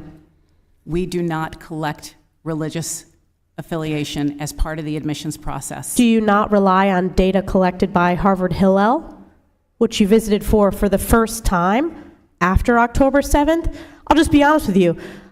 When I was a freshman, I enjoyed going to Harvard Hillel and had the opportunity to celebrate Shabbat dinners with my fellow undergrads. The fact that it took you until after October 7th to go to Harvard Hillel is unacceptable. Yield back. Thank you. Mr. Moran, you're recognized for 5 minutes. Thank you, Madam Chair. Dr. Gay, I'd like to direct my questions to you, if that's okay. In an open letter to members of the Harvard community that's posted on Harvard's website, you stated the following, quote, "Anti-Semitism has no place at Harvard," end quote. You also said, quote, "We are committed to doing the hard work to address the scourge," end quote. Just moments ago, when Representative Kiley asked you questions, you reaffirmed one of those statements and said, "There is no place at Harvard for anti-Semitism." Will you now reaffirm those statements today with me? Yes. Good. Are these mere words, or is Harvard willing to put action behind these words? We are acting on that commitment. Tell me how you're acting on that commitment in a very specific manner. Well, to begin with the immediate actions that are focused on the physical security of our students in our campus, there's enhanced police presence, 24/7 threat monitoring, coordination with local, state, and federal law enforcement, and when necessary, we close the gates of Harvard Yard so that outside actors are limited in their ability to use our campus as a platform. When you talk about outside actors, let's talk about the inside actors. So you've had a number of students and student organizations that have made many anti-Semitic statements in the past few months and past years, frankly, and it's gone, in my opinion, without any response from the university. President Gay, a report by AMCHA Initiative for the 2021-2022 academic year found that Harvard saw the most anti-Semitic incidents, that's 25, of any university surveyed. You were dean at the time, correct? Sorry, what was the date? 2021 and 2022. Yes, I was dean of the Faculty of Arts and Sciences, yes. In 2022, after the editors of the Harvard Crimson endorsed the anti-Semitic BDS movement, which seeks the destruction of Israel, a group of 49 faculty penned a letter defending the Crimson editors. Did you ever speak out against BDS during that time? The university and I am clear in our positions about BDS. We do not support that position. It's counter to academic freedom and at odds with the openness that is part of our strength as an institution. Well, when you said earlier and you reaffirmed to me the statement, there's no place at Harvard for anti-Semitism. Well, those words really ring meaningless if those folks remain at Harvard that promote anti-Semitism. Would you agree? We do not sanction individuals for their political views or their speech. When that speech crosses into conduct that violates our behavior-based policies, bullying, harassment, and intimidation, we take action. Have any students been expelled or disciplined for bullying, harassment, or these actions that you're listing? I can assure you we have robust student disciplinary processes. No. I did not ask about your process. I asked if any students had been disciplined or removed from Harvard as a result of the bullying and the harassment that's taken place based on their anti-Semitic views in the past months since the October 7th attack. We consistently apply our policies. So have any students, can you give me a number? Has it been 2, 10, 20? Or have there been 0 students that have been actually disciplined for their activity? Not their speech, their activity. Students have been held to account for any episode in which they violated our behavior-based policies. Do you know approximately how many of those students have been held to account in your mind? Or is that something you're going to keep from public view? I'm not asking for the identification of students. I just want to know how many students actually have been held to a disciplinary standard. I'm happy to have my office follow up with some specific numbers if that would be helpful to you. That would be very helpful. I'm frankly surprised that you can't appear before this body going to talk about this issue and not be prepared to tell us whether or not any students, or to the extent or how many, have actually been disciplined for their anti-Semitic behavior in the past months. But you can't tell me that? What I can assure you is that we use our policies, we use our processes, and we hold students to account for their behavior. Recently, a coalition of student groups on your campus posted an open letter that placed the sole blame of the Hamas attack on Israel. In fact, in that letter, they said, quote, that they... Thank you, sir. The gentleman's time's expired. I yield back. Thank you. I'd like now to acknowledge myself for 5 minutes for questions. I came across an opinion article in the Michigan Daily, of U of M student paper written by an anonymous source with Michigan in color. The article stated in the opening paragraph the following: on October 7th, Palestinians in Gaza launched a surprise attack on the colonizing force of Israel, one of the largest ever Palestinian liberation operations in modern history. They invaded colonial settlements, bulldozed territorial walls, and captured Israeli soldiers. Although any violence is unconscionable, the rebellion was unavoidable. This makes me think of a recent book written by Barry Weiss that seeks to define anti-Semitism. Anti-Semitism successfully turns Jews into the symbol of whatever a given civilization defines as its most sinister and threatening qualities. When you look through the dark lens, you can understand how under communism, the Jews were the capitalists, how under Nazism, the Jews were the race contaminators. And today, when the greatest sins are racism and colonialism, Israel, the Jew among nations, is being demonized as the last bastion of white racist colonialism, a unique source of evil, not just in the region, but the world. Whatever the role the Jews are needed for, well, that's the part they are forced to play. And that's the part they are forced to play on your campuses, which is why you're here today. Now, I know this article did not come out on your campuses, but this rhetoric is in lockstep with much that we've seen on campuses today, and much of the heinous attacks against Jews we've seen throughout the 19th and 20th centuries. I want to ask for the record, because many of us here on Capitol Hill hear from our public and our constituents that you are failing to create space where issues of the day are debated without fear of cancellation or ostracization. Are you all concerned about the anti-Semitic rhetoric that we're seeing on these college campuses around the nation at each of your own? And I don't think we can state enough individually. If you can give me maybe 15 to 10 seconds, what each of you are doing. Just remind us what you're doing on your college campuses. 10, 15 seconds, each of you, please. Nothing. Okay, great. Some of your peers have turned a blind eye or even permitted anti-Semitic speech by faculty, students, and outsiders on campus. The question today is, again, what you're doing about it. I got silence a couple seconds ago. Maybe you've been given a couple seconds to think about it. But I'll make this easier. Would each of you commit to conducting a review of what is taught and promptly report back to this committee with recommendations on how to address these topics?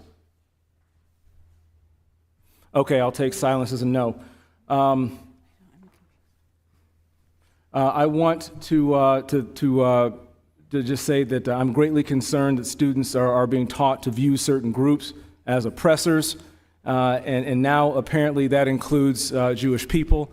And the silence on my two direct questions, I think, serves as a glaring answer for your lack of commitment for standing in opposition. I fear our future and the future of our nation when oppression is used so generally to green light reverse discrimination by people that hide behind your institutions and this institutional leaders themselves. So with that, I'm just going to go ahead and move on because I don't think you have any satisfactory answers for me. The House is currently in a series of votes, and members need to be on the House floor. As such, the committee shall stand in recess until immediately following this last vote. I urge my colleagues to return quickly to the hearing following votes, and I appreciate the patience of our witnesses and the audience. I would ask that you all remain in your seats so our witnesses are able to leave.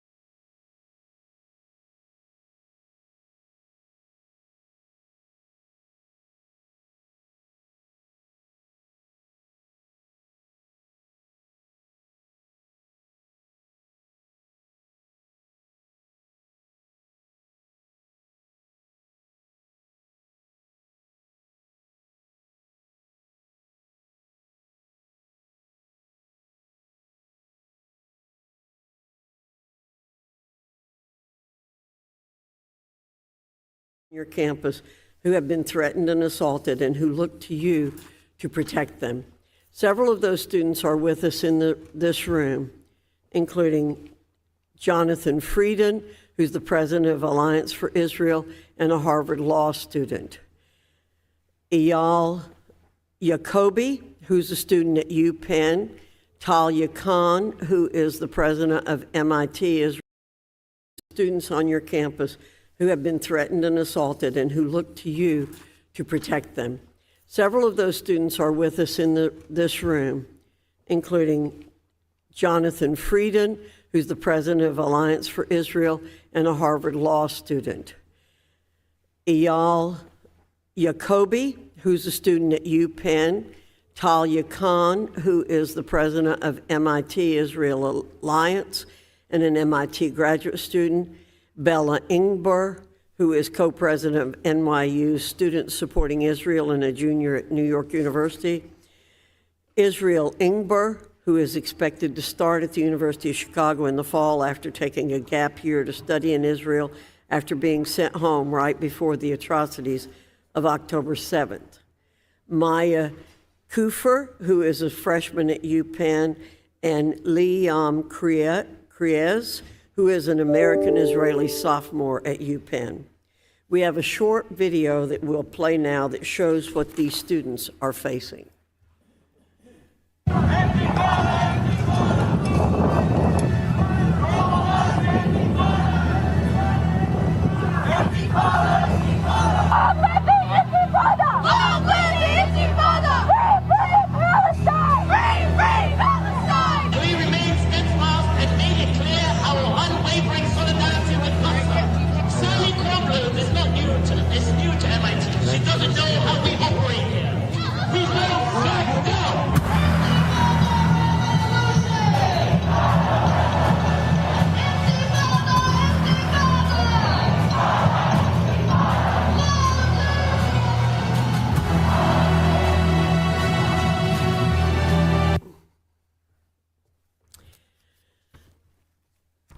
I want to do something which I rarely do, quote the Senate Majority Leader from New York, Chuck Schumer.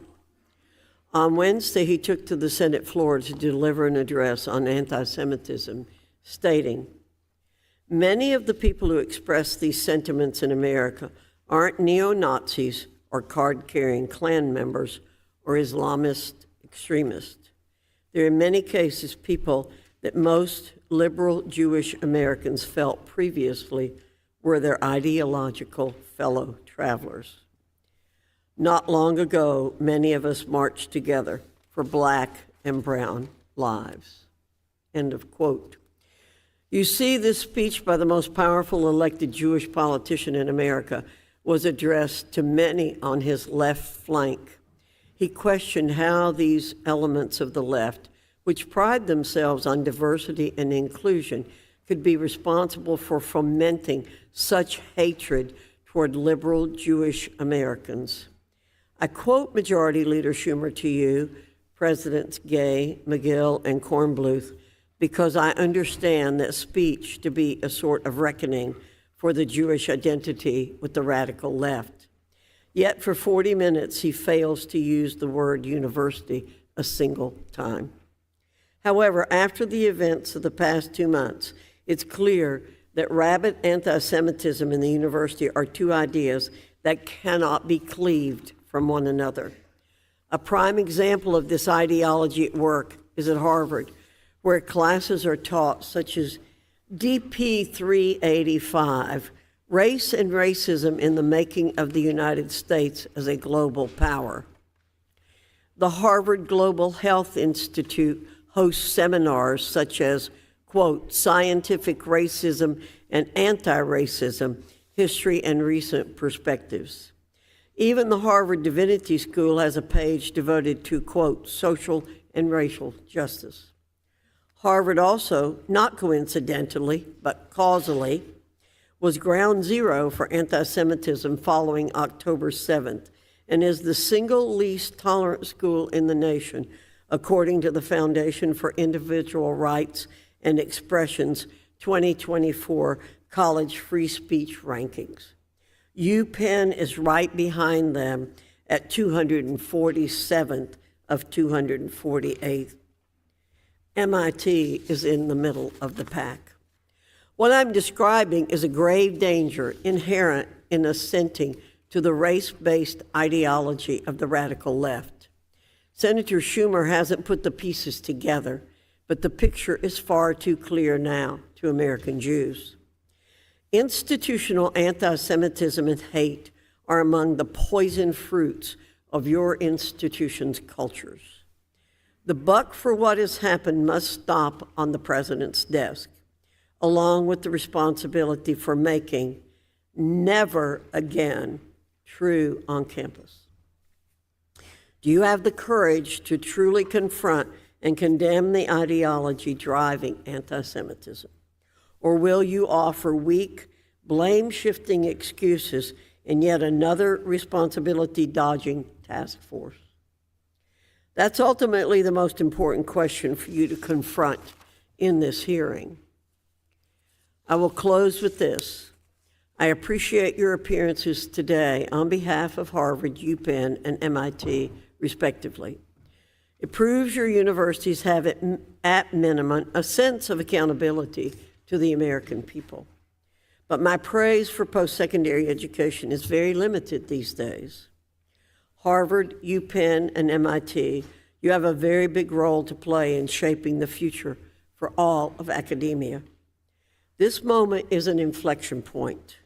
It demands leaders of moral clarity with the courage to delineate good from evil and right from wrong. With that, I look forward to each of your testimonies. I yield to the ranking member for an opening statement. Thank you, Dr. Fox, and thank our witnesses for appearing today. Historically, college campuses have been hubs for students and faculty to foster intellectual thought and expression. Regrettably, following Hamas's October 7th attack on innocent civilians in Israel and the ongoing conflict in Gaza, college campuses have become polarized, and we've been witnessing a disturbing rise in the incidence of anti-Semitism and Islamophobia. To be clear, this discrimination is nothing new on college campuses, indeed, nothing new in society generally.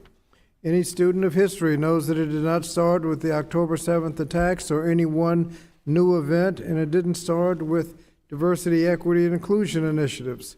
My colleagues would do well to recall this country has a centuries-long history of racism and white supremacy. At the same time, free speech is a constitutional right and the bedrock of our democracy, and colleges and universities are often on the front lines of defending this right. But schools are also responsible for fostering campus environments that promote understanding, respectful dialogue, and above all else, student safety. So today we'll hear from representatives of universities on their efforts to protect students and address discrimination on campus. Of note, this is an opportunity that my Republican colleagues denied us in 2017 when committee Democrats called for a hearing 6 years ago on campus discrimination, when white supremacists marched through the University of Virginia grounds shouting, "Jews will not replace us." We couldn't get a hearing back then. And while my colleagues claim to be committed to combating discrimination on campus, they're also contradictorily and simultaneously stoking culture wars that can be divisive and discriminatory. Moreover, House Republicans are proposing significant cuts to the Department of Education's Office of Civil Rights, the very office responsible for upholding students' civil rights and investigating discrimination claims.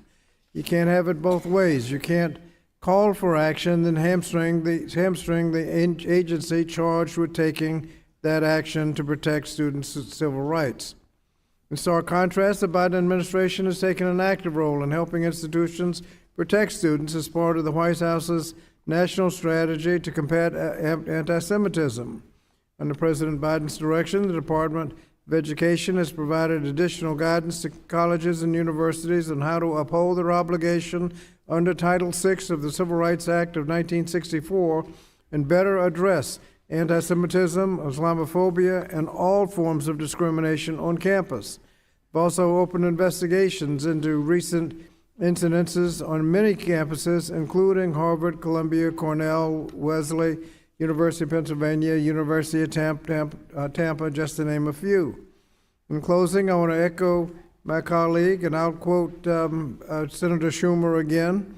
All Americans share a responsibility and an obligation to fight back whenever we see the rise of prejudice of any type in our midst. So today I hope my Republican colleagues will denounce the culture wars that have distracted us from protecting many vulnerable students, and I hope we can stand behind the Biden administration's critical work to ensure that every student and educator has access to a campus free of discrimination, harassment, and violence. To that end, I yield back. Thank you, Mr. Scott. Pursuant to Rule 8C, all members who wish to insert written statements into the record may do so by submitting them to the committee clerk electronically in Microsoft Word format by 5 p.m., 14 days after the date of this hearing, which is December 19, 2023. And without objection, the hearing record will remain open for 14 days to allow such statements and other extraneous material referenced during the hearing to be submitted for the official hearing record.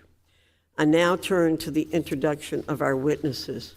Our first witness is Dr. Claudine Gay, who is the president of Harvard University in Cambridge, Massachusetts.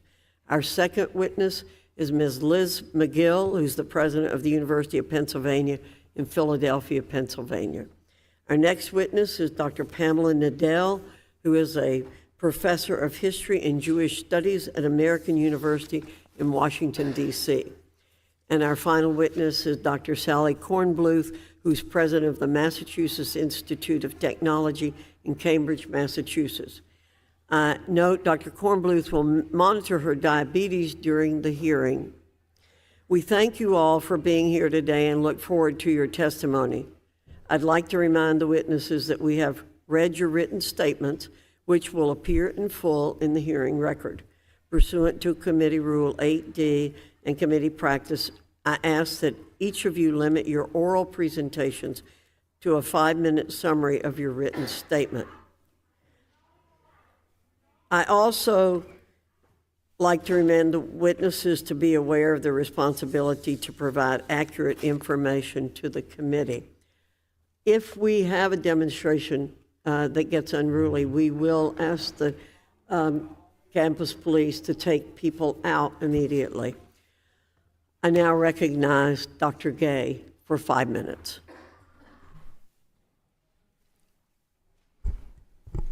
Chairwoman Fox, Ranking Member Scott, and distinguished members of the committee. My name is Claudine Gay, and I am the president of Harvard University.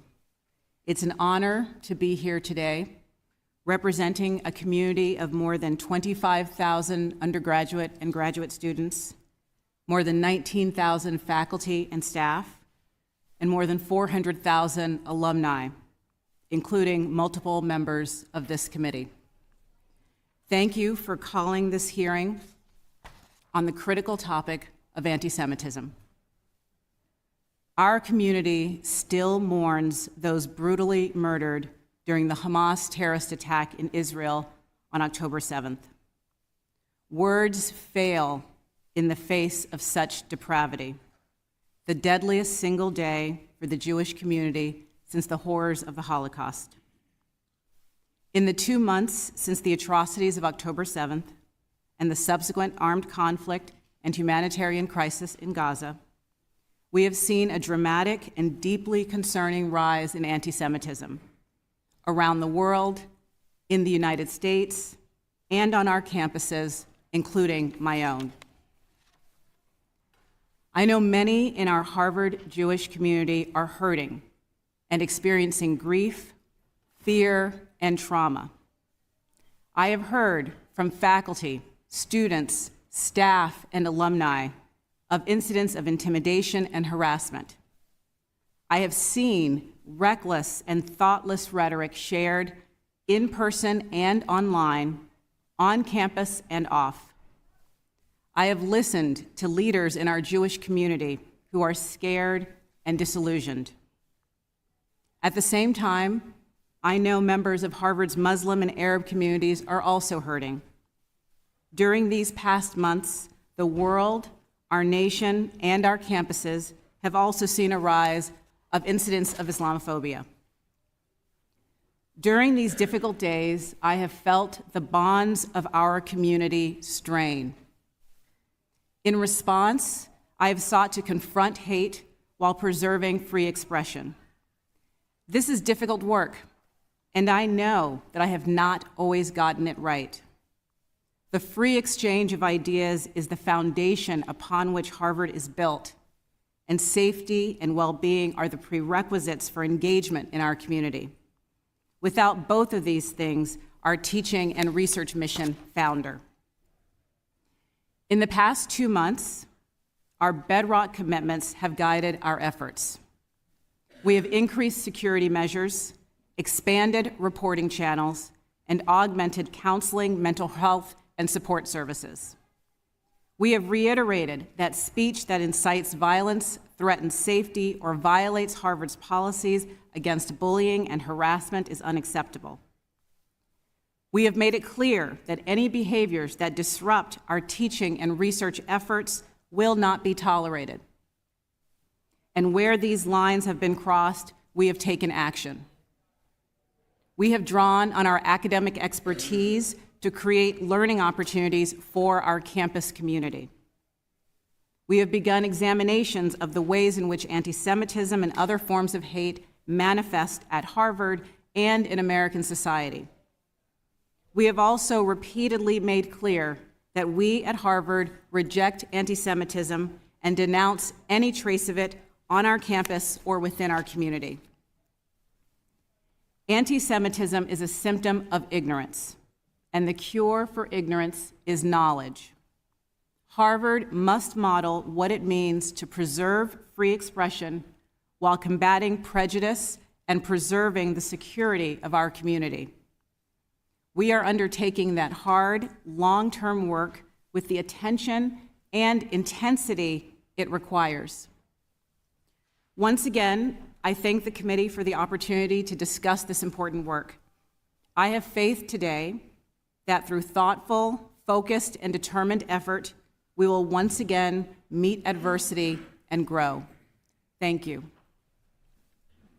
Thank you, Dr. Gay. Ms. Magill, you're recognized for 5 minutes.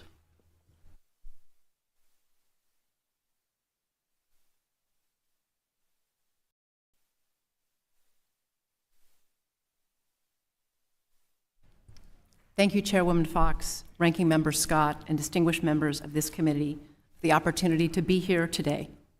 My name is Elizabeth Magill, and I am the president of the University of Pennsylvania. Let me begin by saying that I and the University of Pennsylvania are horrified by and condemn Hamas's abhorrent and brutal terror attack on Israel on October 7th. There is no justification, none, for those heinous attacks. The loss of life and suffering that are occurring in Israel and Gaza during the ensuing war are heartbreaking. This pain, sorrow, and fear extends to our campus and to our city of Philadelphia. This hearing this morning takes place just 2 days after the Philadelphia community witnessed in horror the hateful words and actions of protesters who marched through the city and then near our campus.